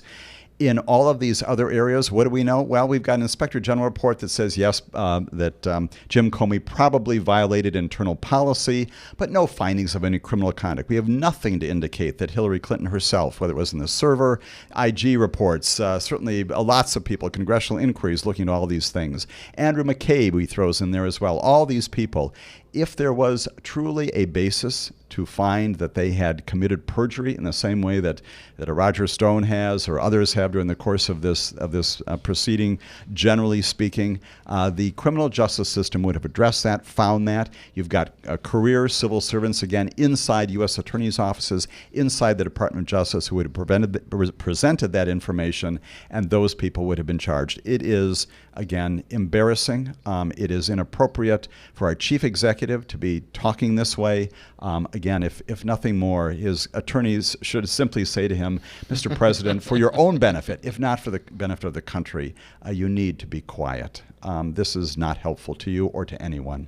Has he never been Mirandized? Didn't they ever tell him you have the right to remain silent? He gets himself in more and more trouble the more he says. And again, that particular tweet that you read, maybe doesn't implicate any particular criminal behavior. The one as to the ambassador certainly does, and other things that he has said. That does expose him. But again, you think back on all of this. We've talked about this many, many weeks ago. If from the time of his election until now, Donald Trump had said nothing at all, not tweeted about Russia, not tweeted about obstruction, not tweeted about anything aside from the work that the president does domestically and overseas, frankly, we would not be talking about much, if anything, even today. Folks, you are listening to the Devil's Advocates radio show. James Santel, former U.S. attorney, joins us in studio. Jim, the president might have the right to remain silent, but apparently does not have the ability to remain silent. Thankfully, I think, because we know what he's really thinking and doing. I want to get back to a little bit today to the testimony of Marie Yovanovitch, the former Ukrainian ambassador.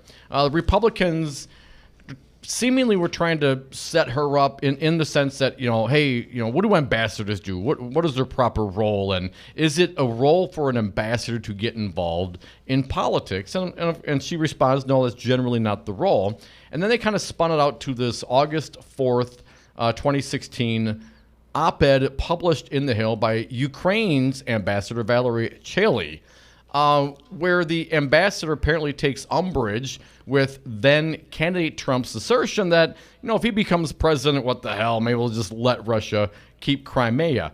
I want to get your, not necessarily a legal question here, Jim, but given what we know about Russian incursion into the Ukraine and, of course, their influence efforts in the Ukraine, we know that Manafort worked for the Russian stooge, who was eventually run out of town and now hiding in Russia after apparently, according to testimony today, him and his cohort stealing about $40 billion from the Ukrainian people. And of course, Paul Manafort, Trump's campaign manager, was a recipient of some of that cash as a consultant to the former Russian-backed Ukrainian president. So knowing all of those things, is it logical to think that perhaps the Ukrainian ambassador might take some issue with a presidential candidate, a Republican presidential candidate, whose own words are contradictory to the Republican platform, at least at that time? And we know that platform was changed as well. Jim, what's your sense on that whole angle by the Republicans to somehow think that this is a pro-Hillary op-ed because they took exception to Trump saying, well, maybe Russia can just keep Crimea? Ambassador Yovanovitch got it just right. And of course, she knows this very well. She's been around the block more than a few times. This is all in connection with Castor's repeated examination about this particular op-ed, but about other things that Ukrainians had written about the campaign during the course of this process. And she did a masterful job, once again, of addressing this apolitically without a partisan bent at all. And what she said is, basically, this is the world we live in. The president talked earlier today about his free speech rights. Well, Ukrainians may not have a First Amendment, so to speak, as we do, but certainly in every country that is Western, is free, that has a open possibility of speaking freely and liberally, a press that's permitted to do those kinds of things as well. This is what you contemplate. And I think at some point she even said, as a public official, that kind of comes along with the territory. I've got to suffer those kinds of things. Is this a reflection of some wild animus by a foreign government that, again, Castor's suggestion was that the ambassador then needed to engage those Ukrainians and say, hey, wait, what are you doing here? We need to talk with you about that. And she said, no, that would be inappropriate. They have a right to comment on America, just like Americans have a right to comment on others. Again, I'll make reference to my own Iraqi experience. During the course of the time that I was there, both internally and externally, I was there serving under the Bush administration, plainly, for 2 years. There were people in the Iraqi government, even though we're helping them, who were critical of this administration, critical of me, critical of the Department of Justice, critical of the State Department. And there were Americans, unmistakably, who were critical of our being there. That is a part of this process. It doesn't mean that there is some corruption inside either the foreign government or our government. It comes with the territory. And frankly, to make the larger point that the ambassador also made, this is what we're there to protect, right? You've got this opportunity to publish something in a national, international media outlet that gives you voice. And that's why we're there. That's why we're encouraging the Ukrainians to be this Western-looking nation that has that right of freedom of speech. Jim Santel, our fine guest, former U.S. attorney in the Brady Street studios, got to ask you to help us connect the corrupted dots. Who, sir, are the three amigos? I heard them referenced. I've heard some allusions to them before, but for those, maybe not taking copious notes, who are the three amigos, Jim? Sure. I'm Lucky Day. I'm Ned Niederland. I'm Jesse Lawrence. Together we're the Three Amigos. There they are. I don't know that we've got any indication that they actually did that kind of a thing, but apparently this is sort of a self-proclaimed moniker that they've got. It's Volker, it's Perry, the soon-to-be former Energy Secretary, and also Sondland himself, who we're going to be hearing from next week. And getting back to the comments we made earlier on, the reason why their testimony, at least Sondland's coming in next week, and I would say as a brief digression here, this is when it's going to get very interesting, because up to now we've had these relatively cooperative witnesses who are telling this story. Sondland's got some issues now, right? He is going to be coming forward and describing some things that he has testified to before. Plainly, we've got some additional information. He may need to correct his testimony a bit more next week. Perry, Volker, those kinds of folks may or may not be appearing down the road. Their involvement was basically, as we were describing before, they're the ones who came in as Marie Yovanovitch was leaving. She was she created the vacuum by pulling her back to Washington, D.C. This gave these folks the opportunity to come in and begin to work on this shadow diplomacy, if you will, that had been going on for a long time, but in that vacuum, moving forward on it. And that's why their association and the communications that they had among the three of them and also with the president are so very, very important. We're going to hear more about the specific connection between Sondland, the president, this very infamous phone call now, but when he's sitting apparently in a restaurant in Kyiv, speaking to the president, perhaps on an unsecure cell phone, talking about what's going on in Ukraine, and in particular whether or not there's been action on his request for investigations here. So those folks are our major players. We will certainly hear from one, if not all three of them. CNN is on the Chiron right now, states that the aide was able to overhear the phone call because it was loud and Sondland was holding the phone away from his ear. And this was the question. How is it that this particular aide, who apparently is testifying even right now, again, as a part of the deposition process, we're going to be hearing from him next week. There was some indication last night that there maybe have been a second State Department person who was also hearing this. Yes. It raises the specter once again. This is maybe the pales in comparison, although it's only slightly, that we've got an ambassador sitting in a restaurant in Kyiv in Ukraine, which plainly is being monitored by the Russians, certainly electronically, maybe even in that restaurant, speaking to the president on this presumably non-secure line about this very, very sensitive matter, an inappropriate matter, an illegal matter, but nonetheless, and now we've got two witnesses probably coming forward to confirm that. My other observation about all this, including the three amigos and Sondland perhaps most importantly, is, again, if I were his counsel, I would sit him down and say, not only do you need to think about your place in history, you need to think now about your place in criminal prosecution options here as well. It is not too late, I would offer, for him to come forward and say, I've said some things in the past that are problematic. I've got to correct those now. Jim, I got one more question about the three amigos. We're going to break now, but I want you to ruminate on this one. My understanding is Yovanovitch was pulled back immediately preceding the inauguration of Zelensky. And my understanding is, you talked about the three amigos, they went over as part of the contingent. And we know now from the earlier today, read into the public record, Zelensky wanted Trump, but Trump didn't go. And in fact, I thought Trump even pulled back Mike Pence, the vice president. But my understanding from the reporting I've read, Jim, Rick Perry and the three amigos, they were over there talking to the new president and trying to make corrupted natural gas deals for their cronies. I haven't heard any talk about that. Jim, do you think that'll factor into the impeachment inquiry? Inquiring minds want to know. Come back with us. More Devil's Advocates, more of our fine guest, James Santel, on the other side. The Three Amigos!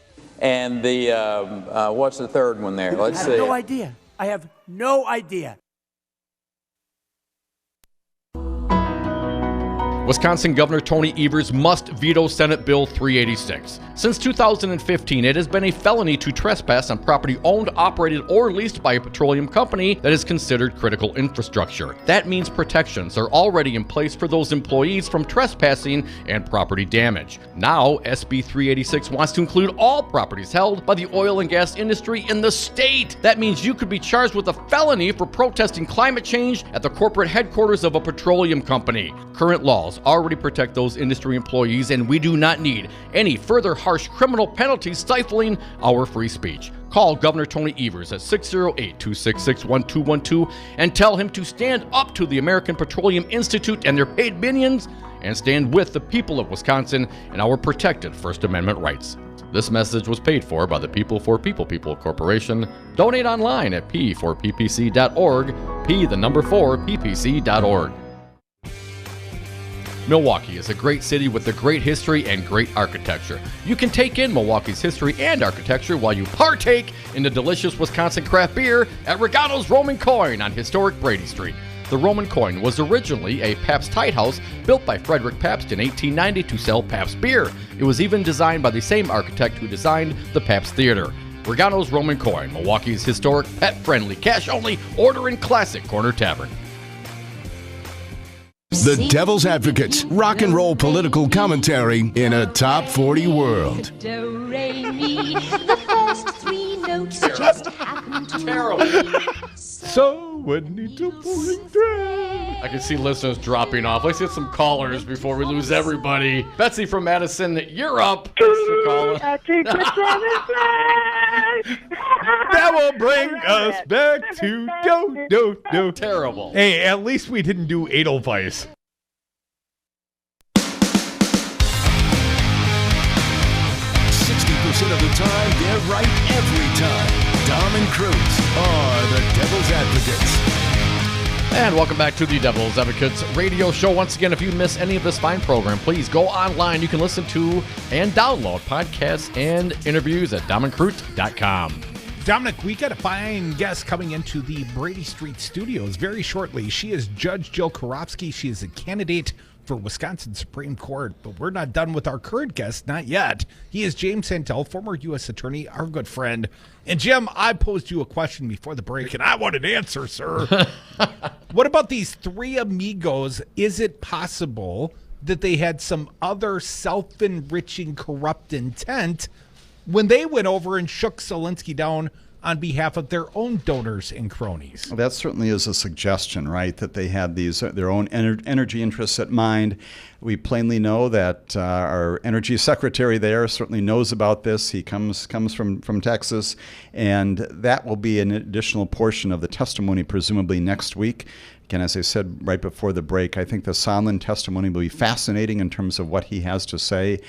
He does, I think, have an opportunity here to clarify, frankly, even to rescind some things he has said before, to fill in those omissions that he may have conveniently forgotten. How many chances does Sondland get? I mean, he had testimony once, then he re-clarified, right, and now he's going to come in perhaps re-clarify? Right, and that's the concern. At some point, you do wear out your welcome when it comes to that. I'm thinking broadly about, again, a defense counsel saying you probably have one more opportunity here, maybe, to avoid some issues here, and that's why I'm hopeful. I'm hopeful, although Sondland's got a lot of soul searching to do this weekend and early next week, that he may come in and finally break ranks and do some very, very clear statements about what happened and what didn't happen. He plainly knows the answer to your question, the extent to which this is really about their own self-interest, in addition to advancing the interests of the president in pursuing these investigations into 2016 and also into Hunter Biden. Jim, I got to ask you about Giuliani and the irregular channels, air quotes. It seems like Republicans are trying to normalize the concept that the president's personal attorney, well, it's just fine that he's over in a foreign country seeking their aid and digging dirt. And Giuliani, my understanding, also wrapped up in the natural gas corruption, sir. It's all, again, very thick, isn't it? And we have to put a poster out on the wall and draw lines between all these folks to keep it all straight. Significant news today, obviously, the Southern District of New York expanding its investigation, including Rudy Giuliani in this area, other financial things. He has got a lot of exposure out there. That's why he just this past week also retained his own attorney. I would anticipate that at some point the breach between the president and Rudy Giuliani will be coming forth, maybe not complete, but that's going to happen. That's probably wise for all parties.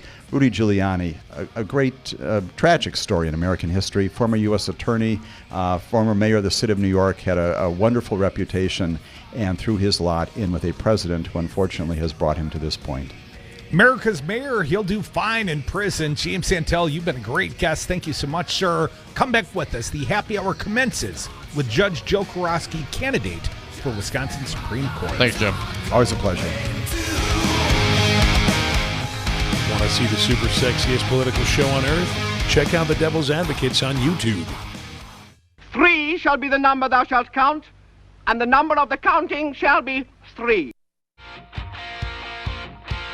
Tune in to Wisconsin's Political Talk on Talk 1017 FM. Weekdays, you can hear the Earl Ingram Show from 6 to 9 a.m. Next, it's Stephanie Miller from 9 to 11. From 11 till 2, the Tom Hartman Program. At 2 o'clock, it's Matt Flynn Direct. From 3 to 6, the Devil's Advocates. And at 6, it's Busted Pencils, Brandy Grayson, and Maggie Dawn. Wisconsin's Political Talk. Listen online at Talk1017FM.com.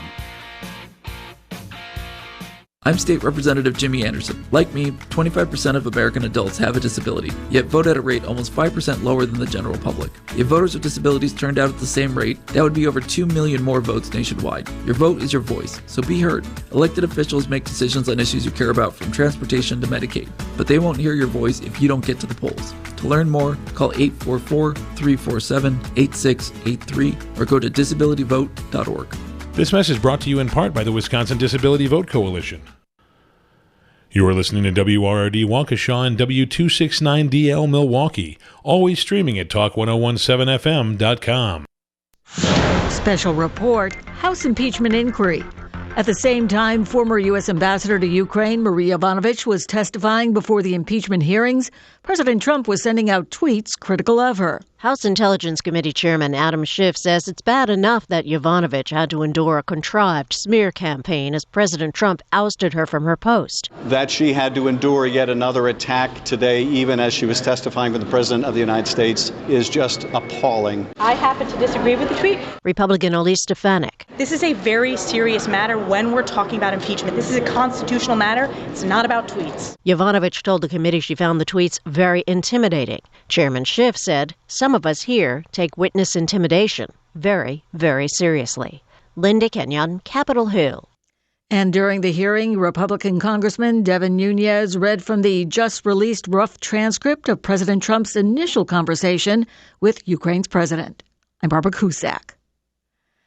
Medical mental health professionals and chaplains are providing care for the victims hospitalized after yesterday's Southern California school shooting. Chaplain Dr. D.W. Donovan at Providence Holy Cross Medical Center says something like this has to be treated beyond the wounds. To process through and help manage their emotions is a part of this. One girl shot twice, the other once, both in their torsos, are expected to fully recover from their injuries, but the emotional wounds will take a bit longer.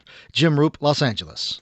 President Trump announced new rules that will require insurers and hospitals to disclose upfront the actual prices for common tests and procedures to help push down costs. It will sort of go in sections and stages, but it all begins today. And within about 12 months, I think it'll be fully implemented, and we can even say probably a shorter period of time than that.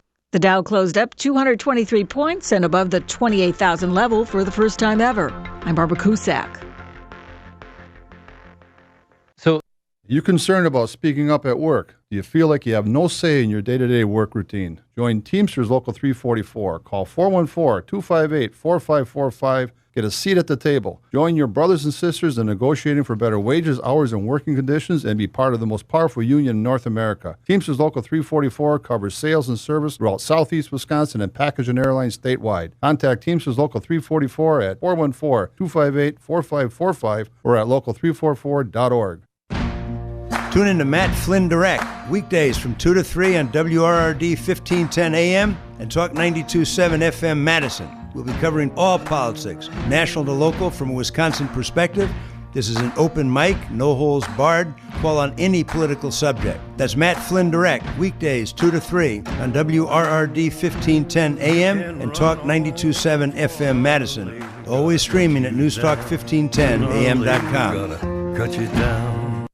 The NFL suspended Cleveland Browns defensive end Myles Garrett indefinitely for swinging a helmet and striking Pittsburgh quarterback Mason Rudolph in the head. The NFL says Myles Garrett won't play the rest of the season or in the playoffs. He'll have to meet with the commissioner's office before any possible reinstatement down the line. According to the league, Garrett used his helmet as a weapon.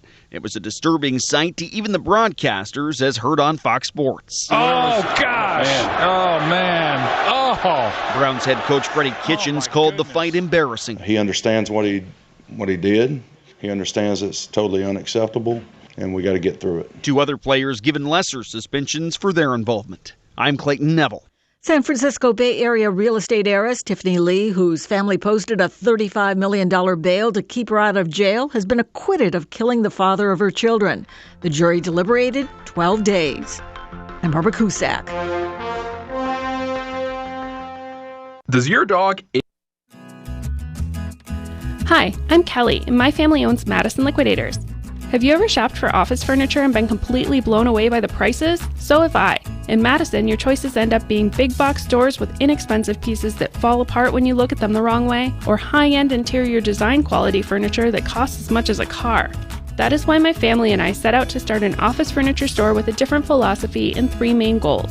Get our clients the quality office furniture they need at the prices they can afford, divert sound office furniture from the landfill, and develop relationships with small businesses within our community and help them grow.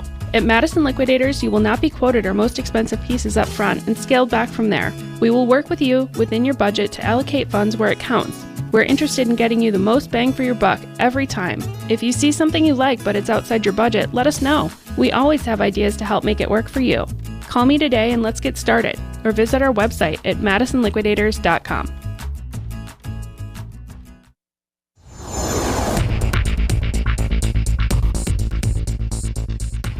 For 101.7 Milwaukee and 92.7 Madison, I'm Stu Daniels with your headlines. The former owner of a Cedarburg restaurant charged with spiking a customer's drink may have drugged at least 20 women over a 10-year period. Jacob Banas owned the August Weber House on Washington Avenue in Cedarburg. Several women have complained that after accepting drinks from Banas, they got sick or blacked out. Some say they woke up in his apartment after being involved in non-consensual sex. Banas' trial is scheduled for February. Forecast for Milwaukee and Madison. Tonight, mostly cloudy skies, lows around 30 degrees in Milwaukee, 25 in Madison. Tomorrow, mostly cloudy, highs in the upper 30s. For Sunday, cloudy with a chance of rain, highs in the mid-30s. You're listening to Wisconsin's Political Talk Network.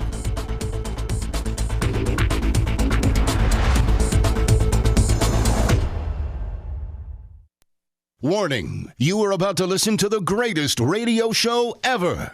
And due to contractual obligations and to shield our airwaves corporate licensees from any semblance of liability, responsibility, and gullibility, we must tell you the views represented on this show are not necessarily those of this station or its management. This radio show contains differing points of view on current political topics, and due to the nature of its contents, it should be heard by everyone. Thank you for listening. 3, 2, 1. Now live from the heart of liberal Wisconsin, where the political party is just beginning, welcome to the Devil's Advocate Show. Best friends proving it's never personal, only politics. Please allow me to introduce myself. Now here are your hosts, Dom and Crute. Welcome back to the Devil's Advocates Radio Show. Dominic, we are sliding into the 5 o'clock happy hour, the TGIF Friday happy hour, and I'm happy to announce we've been joined by another fine guest. She is Judge Jill Karofsky. She is a candidate for Wisconsin Supreme Court. Judge Jill, we welcome you back. Thanks for coming. Dom and Crute, I'm happy to be back. Thanks for inviting me again. Thank you for coming. Always a pleasure. And want to thank our most recent guest, a fine one always, James Santel, former U.S. Attorney. Thank you, Jim. Judge Jill, got to ask you, are you engrossed by the impeachment of Donald J. Trump? So I have not had a lot of time to watch the hearings, but yes, like everyone else, I am very, very interested. I think that corruption, whether it's on the state level or the national level, is something that we all need to be very, very concerned about. And I read the accounts every night and watch some of the video as well. I'm not able to watch in real time because I've been in court. But yeah, I mean, some of the allegations are incredibly concerning. We have to hold on and cherish our democracy. And some of the things that we're learning through the investigation, the impeachment investigation, are terrifying. Judge Jill, I would suggest you could take a transistor radio to court, put on 101.7 FM. You could listen. Maybe that's frowned upon. Well, it's my courtroom, so We'll see. You make the rules, I'll try it next week and let you know how it goes. Roll in a TV and watch it on the TV screen. Jill, obviously, you are running for a Wisconsin judicial position, the highest court, the Wisconsin Supreme Court. Do you find, as you're out there on the road as a candidate, and this is a unique position for a judge, I guess, but do you find people are interested? Are they asking your opinions about the impeachment of Trump and these related topics? Are people expressing interest to you, even though it might not be exactly what you want to talk about? You know, when I am on the road, what I am hearing from voters is that they are concerned about what they see as corruption, whether it's at the state level or the national level. And on the state level, they'll tell me, you know, we're concerned that we have justices on the Supreme Court who aren't following the rule of law. We're concerned that there are justices on the Supreme Court who are making decisions before anyone walks in the state Supreme Court chamber. They're concerned that we have justices who are acting like politicians. Yes, and people are also concerned about what they are seeing in Washington, D.C. The corruption on the state and the federal level is really concerning to people. That's a large part of the reason that I'm running, because we have got to get our Wisconsin State Supreme Court back on track.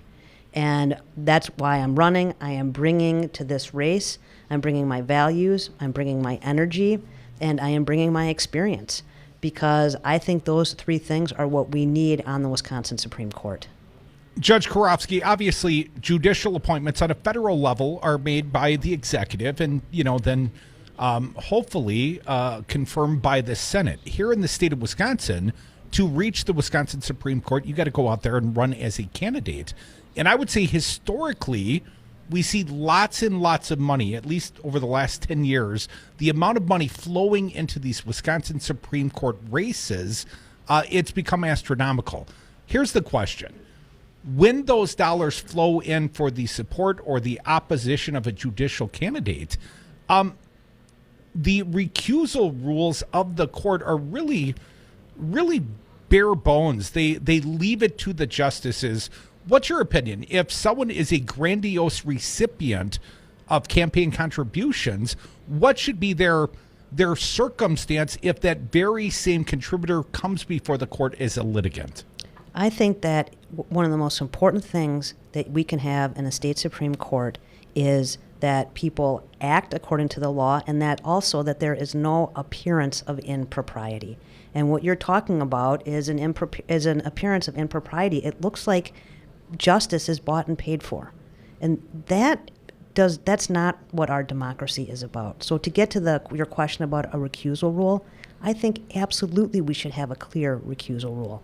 And this Supreme Court with Dan Kelly on it wouldn't even hold a hearing on what that rule would look like. A clear rule, a rule that everyone abides by, that is something that would give people confidence in our court system. But what we have now does not. Judge Jill, Gableman and Prosser, two former Wisconsin Supreme Court justices, were the recipients of campaign contributions. They chose not to recuse in the case of John Doe 2, the Scott Walker case. Do you think it was appropriate? Do you agree with their judicial decisions, or do you think it was inappropriate for those two to rule in the John Doe 2 matter? I think it was inappropriate. For the reason that you're asking me. We want judges to follow the rule of law. I follow the rule of law every single day in my court. I base the decisions in my court based on the facts of the case. I look at the law, I apply the rule, and I do it fairly and equally to everyone who comes in my courtroom. And the concerns that you're bringing up about the John Doe cases are that we had justices who were bought and paid for and then made decisions exactly how you knew that they were going to decide before the decision ever came out because of the money that had come in. Realize you've only been on the bench a couple of years. Have you had any cases present before you where you've felt it necessary to recuse? I have had cases in front of me where I have felt it necessary to recuse. Some of those had to do with when I knew a party, or I had worked at the Department of Justice and I had some contact with a case, and I believed that I could be fair, but I was concerned about the appearance of impropriety, and so I recused myself from those cases. Judge Karofsky, what about when it is oppositional spending? We know there's going to be some dark money flowing in, not just perhaps in your support, but also in opposition to your candidacy, or maybe Dan Kelly's candidacy, or Ed Falone. Any of you three could be subject and on the receiving end of oppositional spending. What would be your thought process when someone spends $1 million to try and keep you off the court? If that litigant, if that contributor or that group came before you as litigants, would you feel any necessity to recuse in that circumstance? I would not. You know, it's hard. I would have to think about what the specific circumstance would be. You know, I have people who come before me now who contributed to my opponent when I ran in my last race, and I'm able to be fair and impartial. And they don't substitute on me. They have the option to substitute in Dane County Circuit Court or in any of the circuit courts. You can substitute against a judge, and they have not done that, even though they contributed or supported my opponent. I think I have a long, long track record of being fair to everyone who's come into my courtroom. Folks, you are listening to the Devil's Advocates Radio Show. Got a fine guest live in the Talk 1017 FM studios in Milwaukee. She is Judge Jill Karofsky. She is a candidate for the Wisconsin Supreme Court. And Jill, want to talk more about your resume. You've been on the Dane County Court for about 2 years. Was that through appointment or was that through election? Nope, I had a very contested race in Dane County, and I won by 17 points. Now, prior to that, it was my understanding you had worked in a prosecutorial role. Can you explain that? When were you a prosecutor and for how long, please? I was in the Dane County District Attorney's Office for almost 10 years. I was both an assistant and a deputy district attorney, and I also worked as an assistant attorney general at the Wisconsin Department of Justice, and then I was the head of the Office of Crime Victim Services. I was at the Department of Justice for 7 years. Now, I recently had a conversation with an attorney, and that attorney shook a little bit of a fist at your candidacy and said, well, how can this candidate who worked at Brad Schimmel's Department of Justice come out and run as a quote-unquote progressive? First and foremost, do you characterize yourself as a progressive judge? And is it fair to chastise you, or at least that's what this friend of mine had attempted to do, because you served under a Republican administration? So I served under Republican administrations at the Department of Justice because the job that I was hired to do, the first job, I was a violence against women resource prosecutor. I went all around the state and helped women who were victims of domestic violence and stalking and sexual assault. And that position, that attorney general position, was only at the Department of Justice. And when I was hired there, J.B. Van Hollen was the attorney general, and I said to him, I will never vote for you, but I will do the work for victims. I was then appointed to the Office of Crime Victim Services, and I had the same conversation with him. I said, you know, if you appoint me to this job, I will work very hard. I will protect victims, but I don't agree with your politics. I will not vote for you. And he appointed me to that position because he knew I was qualified for it. I had the same conversation with Brad Schimmel. Brad Schimmel knows I don't agree with his politics. And I worked hard in the Department of Justice to make sure that victims' rights were protected, and that is where those jobs were. Look, I am endorsed by over 24 Democratic legislators in this state. I have the endorsement of the last 3 Democratic governors in this state. I also have bipartisan support from judges and from DAs and from sheriffs from all over Wisconsin. So we have a very robust campaign. We have a lot of public officials who are endorsing us, all the way down from state level officials to local officials. Judge Karofsky, I know I asked you a two-parter, and perhaps the second part escaped you, but would you characterize yourself ideologically? I realize you're running for a nonpartisan position, but is it fair to characterize yourself? You do it. What would you call yourself? Sure, I would say... Are you a progressive, a conservative? What are you? Yeah, that's fine. I would say that I am running this campaign based on my strong Wisconsin values, and these are my values. First of all, I grew up just outside of Madison, where my mom was mayor, and I watched my mom bring things like public transportation and emergency medical service into my town. And my dad was a local pediatrician. When he retired, he opened up a free clinic for teens. I believe in public education. I'm the head of my own house. I'm the single mom of 2 teenagers. My kids and I all went to public schools, and we had wonderful, wonderful teachers. I believe that we have to do everything we can to protect our environment. We need clean air and clean water. I am deeply concerned about the climate crisis. I'm deeply concerned about gun violence in our schools. I believe in criminal justice reform. So I think it's easier to talk about the values that I have and the values that I am bringing to this race. Real quick, where was your mom mayor at? She was mayor of Middleton in the 1970s. She was one of the first. I did not know that. Yep, I live in Middleton. There you go. If you go to City Hall, you'll see her picture. She was one of the first women mayors in Wisconsin history. Oh, nice. Folks, you're listening to the Devil's Advocates radio show. Judge Jill Karofsky, candidate for Wisconsin Supreme Court, joins me in the Brady Street studios. Judge, I want to get your judicial opinion. Again, going back to, of course, the impeachment and all sorts of legal things going on with the current president. Apparently right now there's some DAs in Manhattan, state DAs, trying to get access to, in their criminal, in a grand jury has requested information of the president's taxes. And he's apparently, through his attorneys, have come out and said, well, you can't prosecute, hell, you can't even investigate. And we talk about, in the context of Ukraine and all these things going on, the perception of and the role of justice and how it can easily be manipulated by the wrong players. What's your take? It seems to me that their position is that the president is putting himself above the law. How would you interpret the president's lawyers in that case? I think the president tells us that he's above the law. I don't think we need his attorneys to tell us anybody that, and those are his words.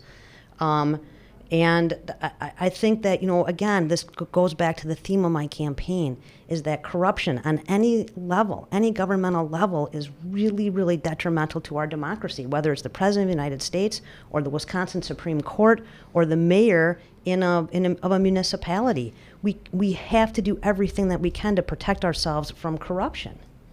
And you've been somewhat critical, in my interpretation, of the current makeup of the Wisconsin Supreme Court. Given what we know with John Doe's and the recusal laws and things of that nature, do you consider the Wisconsin Supreme Court to be corrupt at this point?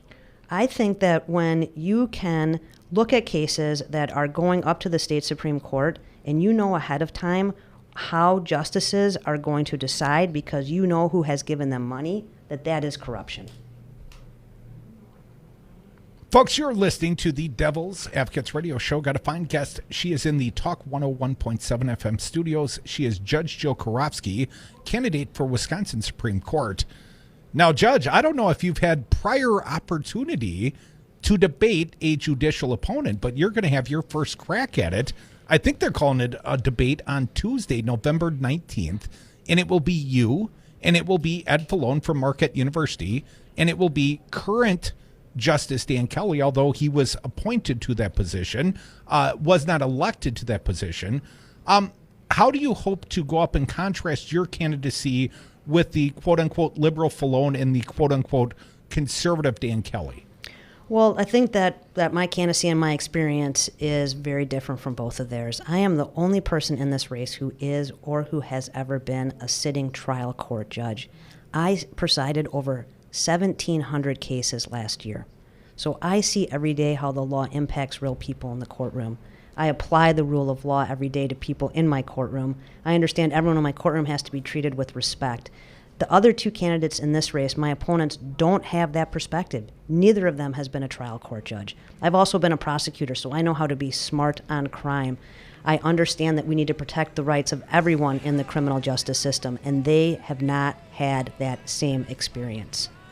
Judge Jill, your prosecutorial experience, do you perceive it as a positive or a negative? I know if you're not a prosecutor, you're not tough enough on crime, but if you are, you're not progressive enough.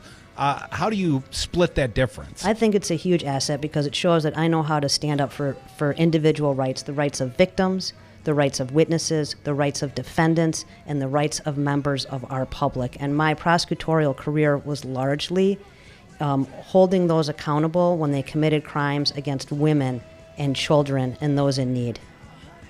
Folks, you are listening to the Devil's Advocates radio show, The Happy Hour. It will continue. Judge Jill Karofsky, candidate for Wisconsin Supreme Court. She'll stick around for a few more minutes.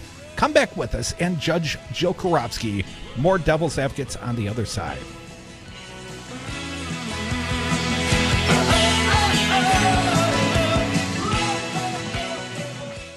Democracy matters, especially when it is inconvenient.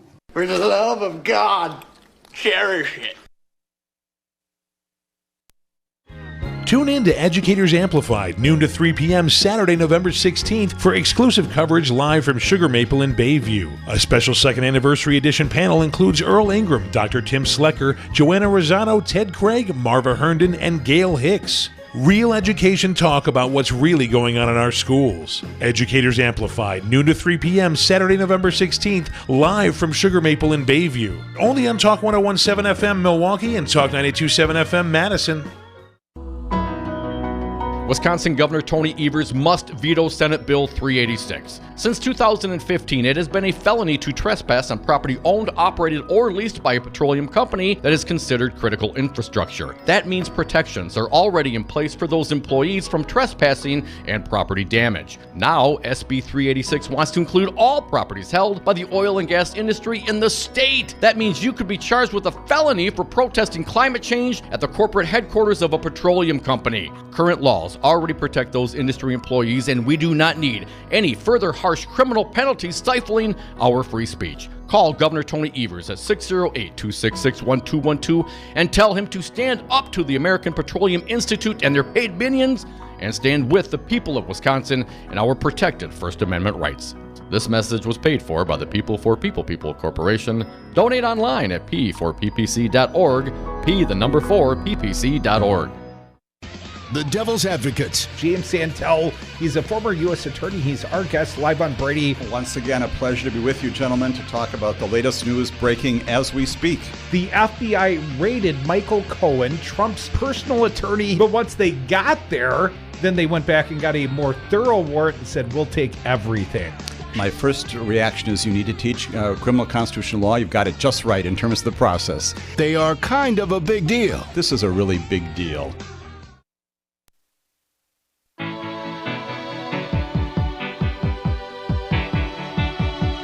Charged, never convicted. Dom and Krutz are the Devil's Advocates. And welcome back to the Devil's Advocates radio show. Remember, interviews and podcasts available online right after the show at domandkrutz.com. Dominic, we've got a fine guest. She is in the Brady Street studios with you. She is Judge Jill Karofsky. We welcome her back. She is a candidate for Wisconsin Supreme Court. And as I pointed out, Judge Jill, we've got a big Supreme Court event coming up next Tuesday, a debate over the lunch hour. We were going to broadcast it live, but it may conflict with impeachment testimony. We may, if we can't play it live, we're going to play it out in the drive time, in the 5 o'clock hour. We will make accommodation because we're going to broadcast that event. I'm looking forward to it. During the break, though, Judge Jill, Dom asked you if you're still running, and I noted, of late, I've noticed 3 prominent politicians, Chris Larson, Mandela Barnes, and Judge Jill Karofsky. You've all run marathons. I would say I'm envious, but I'm not envious at all. I would never do that. What was the last marathon? So I ran a marathon last month in October.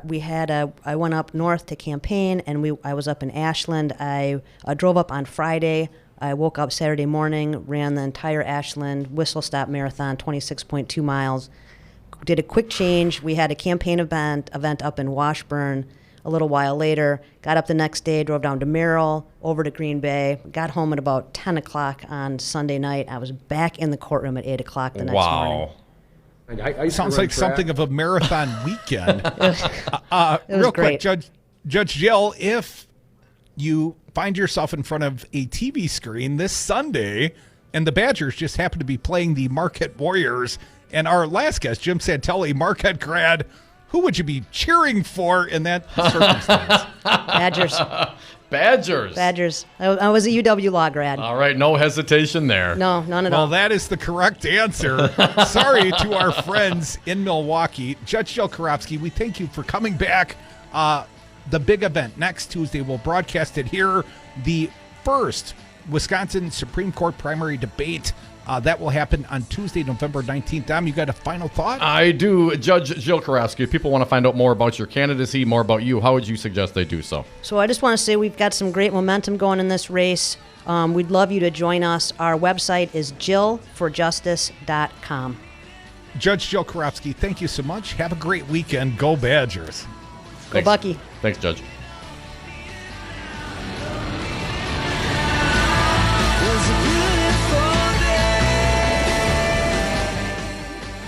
Do Do you want to be a winner? All the winners I know like the Devil's Advocates Facebook page.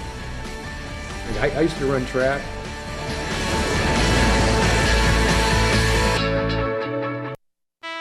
My congressman, our good friend Mark Pocan. If Donald Trump's under attack, Mark, are you worried about his inspired followers rising up and voting him to re-elect? I am trying to approach this with blinders on when it comes to the political side of it. If he has violated the Constitution, it is our obligation to do an impeachment.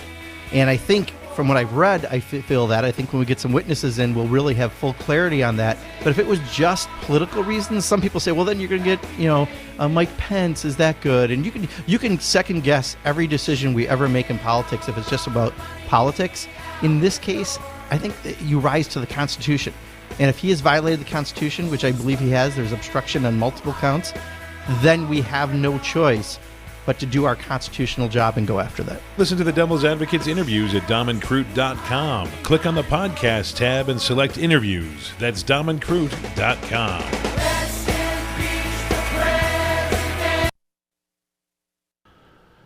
You are listening to WRRD Waukesha and W269DL Milwaukee. Always streaming at Talk1017FM.com. You concerned about speaking up at work? Do you feel like you have no say in your day-to-day work routine? Join Teamsters Local 344. Call 414-258-4545. Get a seat at the table. Join your brothers and sisters in negotiating for better wages, hours, and working conditions, and be part of the most powerful union in North America. Teamsters Local 344 covers sales and service throughout Southeast Wisconsin and package and airlines statewide. Contact Teamsters Local 344 at 414-258-4545 or at local344.org. This is Dom from the Devil's Advocates. You know, in the 7 years that Crudy and I have been doing the show, we have never had a more engaged, dialed in, and motivated audience, and we love them for it. Now is the time for you to reach the greatest audience ever. Call now, advertise with the Devil's Advocates and Real Resistance Radio. Market your products or services, get your message out, join the resistance. Call us at 414-635-0872. That's 414-635-0872, or go to realresistanceradio.com. Hi, I'm Kelly, and my family owns Madison Liquidators. As a small business, we understand growing pains. You know, those times in your business where you need more help to increase revenues, but you need more revenue to hire more help? Or you're ready to hire more people but can't figure out where to put them? At Madison Liquidators, in addition to offering office furniture at the most affordable prices, our staff is trained in offering superior layouts and design. Come see us today to get started on your new or growing business, or view our inventory at madisonliquidators.com. Tune in to Matt Flynn Direct, weekdays from 2 to 3 on WRRD 1510 AM and Talk 92.7 FM Madison. We'll be covering all politics, national to local, from a Wisconsin perspective. This is an open mic, no holds barred. Call on any political subject. That's Matt Flynn Direct, weekdays 2 to 3 on WRRD 1510 AM and Talk 92.7 FM Madison. Always streaming at newstalk1510am.com. Cut you down.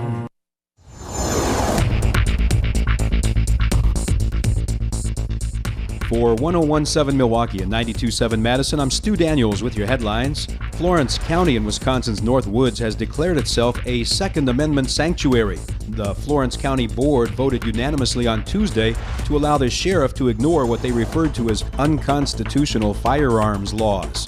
The Journal-Sentinel has a quote from the Sheriff Dan Miller, who supports the measure. He said, quote, "We have some different beliefs up north. We tend to be a little more conservative. We like our guns. We believe in God," unquote. Florence County is in northeastern Wisconsin and has a population of just over 4,000 people. In 2016, voters in Florence County supported Donald Trump with 71% of the vote, more than any other county in the state. You're listening to Wisconsin's Political Talk Network.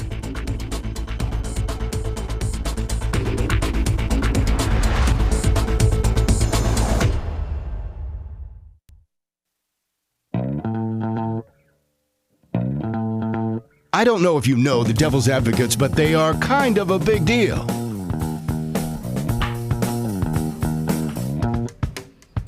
Welcome back to the Devil's Advocates radio show, The Happy Hour. It continues. Dominic, want to thank our most recent guest, a fine one indeed, Judge Jill Karofsky. She is a candidate for Wisconsin Supreme Court next Tuesday, the first debate primary. And they are going to debate. It will be Judge Jill It will be Ed Falone, and it will be Walker appointee Dan Kelly. We will broadcast it right here on this fine Wisconsin Political Talk Network. And the live event going off between 12:30 and 1:30.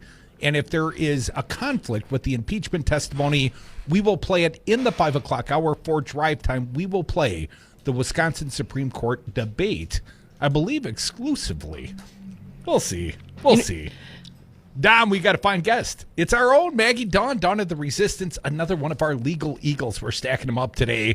Maggie, welcome to the big show. It's a good way to like drive listeners off your show. Is just keep lawyer. Oh, but we got the best lawyer friends though, so it's good. You do have some pretty dope lawyers on your show. That's for sure.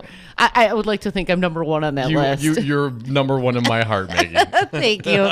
You know, I've met Ed Falone, Jill, and Dan, what's his name? Kelly. Yeah. And Justice Kelly as well. All very nice people, all very smart.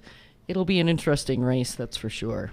Maggie, quick question, a little digression. Are you also a Marquette grad? I am. Undergrad and my graduate degree, but Wisconsin for law school. My graduate degree is in applied econometrics, which is basically like math econ. Now that everyone's asleep. Now, quickly, Maggie, when you watch the Badger Marquette game this Sunday, and I blame Kuchka for this conversation. Who do I root for? Do you have mixed loyalties? Yeah, what do you do? I root for whoever's winning. Oh, come on. No, I really don't. Usually I wear brown to the games. I'm like Switzerland when it comes to picking between Depends the two on what the line is. That's right. What a very political answer you just gave. Well, I just was at a presentation at Marquette, speaking of Marquette and economics. It's the woman who just won the Nobel Prize for economics. Oh, she just wrote a book called Good Economics for Hard Times. It's worth a read. It is written for lay people. And just absolutely fascinating. It's basically the idea that she and her co-author grapple with is that economics is really at the center of any critical public policy debate these days. And folks don't trust economists. And there's a whole bunch of reasons why, and she kind of goes through that a bit.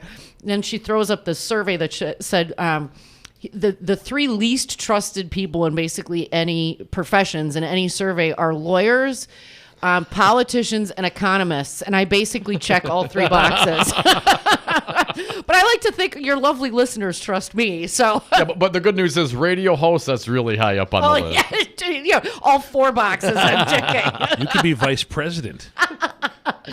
Well, I'd be better than the scary guy that we got in there now. Mother can't have dinner with any women. Oh, I can't even be in the studio with you right now, Maggie. I know. Steph, where's Steph? I saw a picture today of Penn sitting in a bathroom, scared because the doorknob to the bathroom looked like a boob. He couldn't get out. No, that's pretty good. Maggie, gotta ask you, have you been engrossed by the impeachment inquiry testimony as I have been engrossed by the impeachment inquiry testimony? Yeah, it's absolutely, it's history that's happening right now. And it's incumbent upon everyone to bear witness to it. Regardless of your opinion about what the outcome here should be, this is an historic moment. I think people's opinions and reactions to this will be judged in the annals of history, as I've been saying for the last few weeks. And so if you're going to have an opinion about it, you might as well watch the stuff. Unlike Lindsey Graham, who's like, I'm not going to read any of the evidence. I don't want to see any of the transcripts. He made his mind up already. By the way, Lindsey Graham, remember back in the day, was in the House of Representatives when Clinton got impeached. Wasn't the cleansing of the office comments back then? Yep. It's amazing how times change things. Absolutely. All of a sudden, this is fine. Like, a little infidelity and lying about it, that's impeachable. But, extorting a foreign government. Restoring honor and integrity to the office. Thank you, Brian. But, extorting a foreign power for political dirt, that's totally fine. Maggie, the testimony today, Marie Yovanovitch. First and foremost, a digression question. Is it do you think it's conspicuous that this strong female was pushed out by Donald Trump? Don't you think Donald Trump's got a big issue with capable women? Indeed. One of the things that I'm going to spend some time on in my show coming up in the next hour is talking about the gender dynamics that are going on here, even the language and how she... that woman. There was other language that, again, I'll go through the detail of during my show.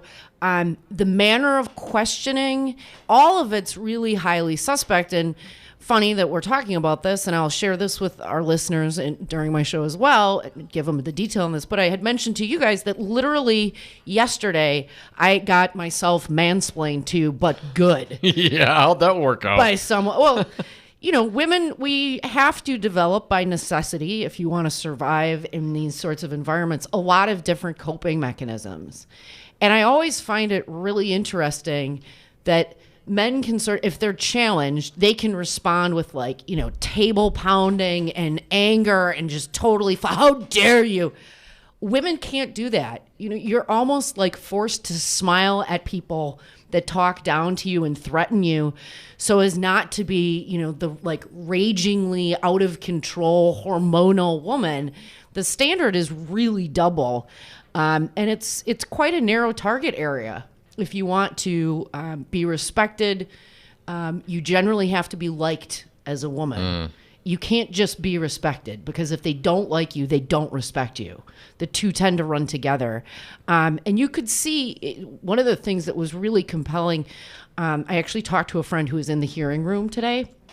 Totally different than Ambassador Taylor, who has this he's a big guy, first of all, and he's got this sort of sonorous voice and very commanding. And then George Kent has kind of this staccato, also forceful delivery. And here comes Masha, #Go Masha, this very mild, very restrained, almost soft-spoken. In the hearing room, apparently, literally people were leaning in to hear her. And again, you see women using these different communication techniques to try to, again, navigate through these really difficult waters. But to get back to your fundamental question, Mike, it has been my experience that any man who lacks in intellect is scared out of his mind by smart women.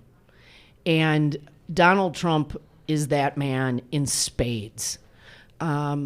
And I think oftentimes, again, in my experience, you see men that lack in intellect often choosing spouses and extramarital flings of a particular variety. The best. The best.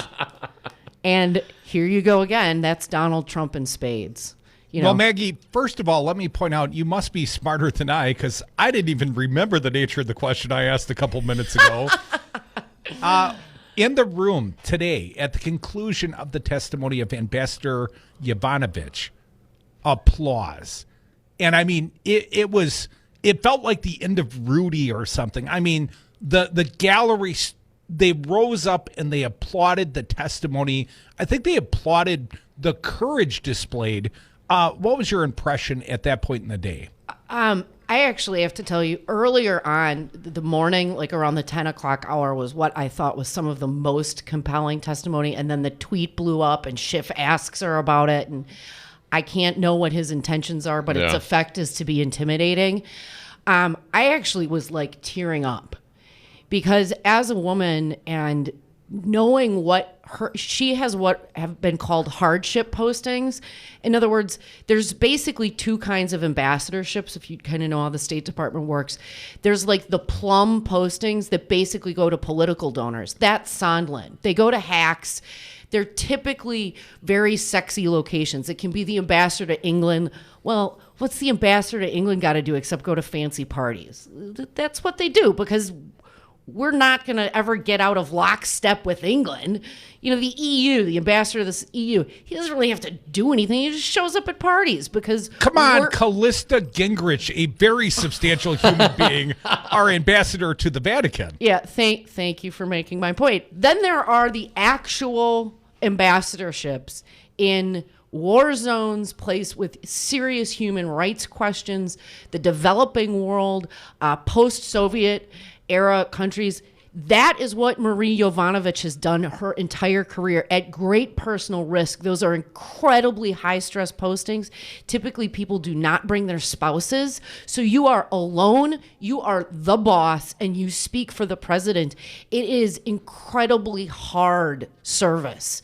And by the way, diplomats generally have spent, as she did, 33 years serving the United States. The first 20 of those years, you make peanuts. They do not get paid well. It's only if you finally make it to those highest echelons, which is indeed where she was, that you really make bank. So I think what you saw there is the universal, shared, complete unanimity of the entire professional foreign service ranks that support her and know how completely bananas what has gone on with her. Just this is not right. And so the applause is reflective of that. I have a little factoid for you guys that you probably... Oh, lay it on us, sister. So breaking news. Sitting directly behind her during her testimony, do you know who was there? No. George Kennan's daughter. So if you're scratching your head going, who the heck is George Kennan? Who the heck is George Kennan's daughter? I can tell you. Aren't you glad you brought me on? Yes. George Kennan is probably amongst foreign policy wonks, that's me, guilty. He's probably the most revered diplomat of all time. He was the U.S. ambassador to the Soviet Union and basically became the architect of U.S. policy during the Cold War towards the Soviet Union. He's sort of one of those unsung heroes that, unless you're really into this stuff, you don't hear about. It was his writings that really helped guide our constant, unwavering opposition to the Soviet Union and their incursions or attempts to spread communism. It was really George Kennan who architected that, and in fact was expelled from Moscow. It's called persona non grata. When you're PNG'd, you literally do not pass go. Just grab your go bag and go directly to the airport. You are in mortal danger.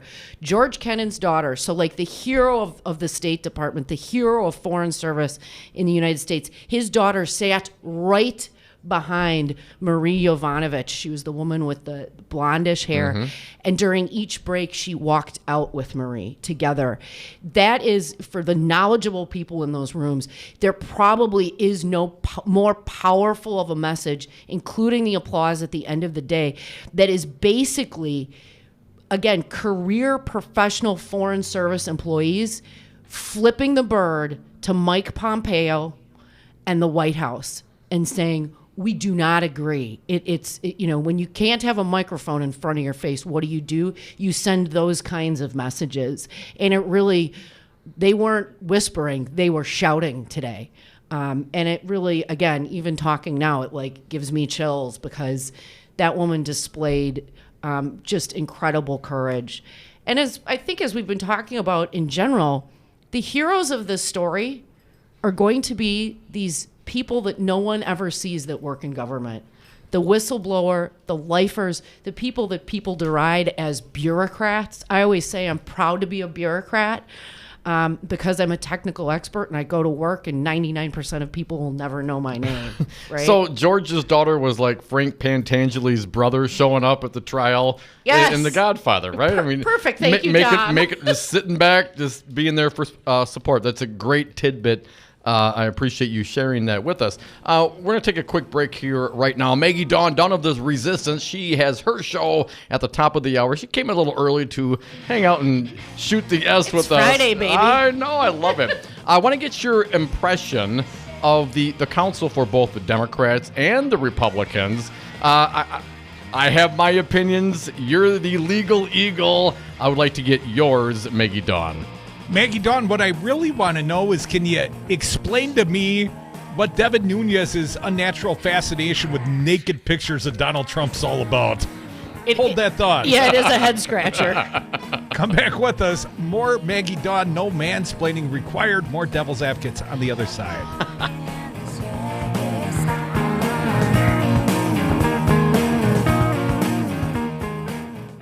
but especially the women made me feel good. This is like bowl of doggy do. Put a cherry on top and call it a chocolate sundae. Run away! Rookie's error, Donald Trump.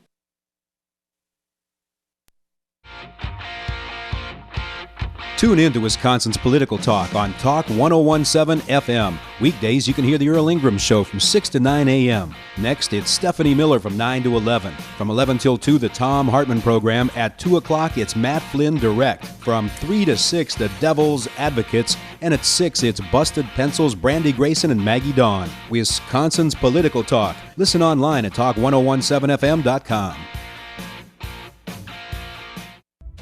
More power, more fight, the most heart. Gingras, Thompson & Walks is more than a law firm. We're family. We believe in doing our best to help people in need and right the wrong that's occurred. For more than 35 years, we've helped thousands of clients across the state of Wisconsin get the justice they deserve. Our proven track record of success isn't based solely on our knowledge of the judicial system. Rather, we make it our priority to get to know our clients and their cases so we can best represent them. Gingras, Thompson & Walks. Find us online at gtwlawyers.com. Milwaukee is a great city with a great history and great architecture. You can take in Milwaukee's history and architecture while you partake in the delicious Wisconsin craft beer at Regano's Roman Coin. The Roman Coin features weekly drink specials, trivia on Wednesdays, pinball, a pool table, a jukebox, and a great selection of craft beers. The Roman Coin is also pet-friendly to appeal to the canine crowd, and you can order it from several nearby restaurants. Regano's Roman Coin, 1004 East Brady Street on Milwaukee's east side. All right, what does your church tell you about when people say that they're the second coming of God? My reason tells me the man is certifiable. I want your opinion, Gary. I would say anybody who comes back and says that, I would say you'd be the Antichrist. I am the chosen one. So Trump is the Antichrist then, Gary, by that logic? No, I'm not saying he is, but I'm But saying he said he's the chosen one. I am the chosen one. Gary, by your biblical logic, Donald Trump is the Antichrist. Listen to the Devil's Advocates live weekdays from 3 to 6 p.m. Well, I sleep 4 hours and I'm so tired I can barely keep my eyes open. The Devil's Advocates, making radio great again. Drags me down and I fear that And we are back. Thank you for listening to the Devil's Advocates radio show. Happy Friday, everyone. Maggie Dawn, host of Dawn of the Resistance. She came in a little early, going to hang out with Crudy and I for the next few minutes. Maggie, thank you for sticking around. Of course, guys. Always a pleasure. Dom's working like 5 more minutes this week, then taking the entirety of next week off going to South America. I heard a little Colombia action. With all the things going on in this country, perhaps good timing. You're like, I'm out. I gotta go. I'm not even bringing a computer, so it should be a good time. Maggie, the attorneys, and this was great. I love the fact that finally there was some. Oh, no kidding, right? I don't want to be mean to the politicians, but they're politicians. You can. Asking some questions. Goldman for the Democrats and Castor for the Republicans. Broad strokes, Maggie, what was your impression of each attorney? So I'll get there, but first of all, how about Maggie Dawn for Senate in 2022? Let me go take down Ron Johnson so I can get on the stinking Judiciary Committee and ask some cogent questions of these stinking judge appointees. I ranted about this during the Kavanaugh hearings. I don't know where the Kamala Harris and Cory Booker that I know went, but they're elected officials are terrible at the Q&A. They went on the campaign trail. Yeah, absented themselves from, anyways. Yes, notoriously, senators and members of the House are awful at questions. They end up just speech making, and they can't pull together a cogent string of questioning. I will tell you this. I think Castor got his handed to him. I loved during the Taylor Q&A, but it wasn't outlandish. It was right. We could have had on clown outfits, and it would have been more ridiculous. So it could have been worse, right? Right. Is that your defense, Mr. Castor? It could have been worse. Yes, we could have had clown outfits on, and there could be some pedophilia involved. I mean, it was so bad. And then on the other hand, you have, is it Goldman? Yeah. Yes. Attorney Goldman, who was completely professional, did not at all try to become a member of the House of Representatives. He just methodically drew out very, I think, understandable tidbits. He was listening to the answers, which is the part that typically electeds are terrible at, because a politician is always thinking about the next thing that they want to say. And the art of witness questioning is about listening to the answers. And so when he didn't get what he needed, he would follow up and ask, well, why did you feel that way? Or explain that so that it would be in plain language for people to understand. I just think this guy's been doing a fantastic job. What about Adam Schiff, the Intelligence Committee chairman? What's your read on Schiff so far, his performance? Man, he's running a tight hearing, isn't he? There's a lot of grandstanding. I'm going to break down some of the baloney that happened this morning with like Jim Jordan and, I want to cede my time to the gentle lady from wherever she's from. There are rules that they set forth that Adam Schiff is not letting them backslide on at all. It's basically a clinic in how to chair a legislative committee conducting a really, really hotly contested He's kept hearing. the Republican shenanigans tamped down pretty good. Yeah, so that you can get to the meat of it. I mean, listen, when you have the facts, you pound the facts. When you have the law, you pound the law. And if you don't have facts or the law, you pound the table. That's what Republicans are trying to do in this hearing, and he's refusing to allow them to turn it into a complete circus. So I think Schiff is doing a heck of a job. I'm a little bit worried about his counterpart in the House Judiciary Committee. Yikes. Because that's where it's got to move to the judiciary. You mean Nadler? Yeah. Jerry Nadler is pretty ineffective.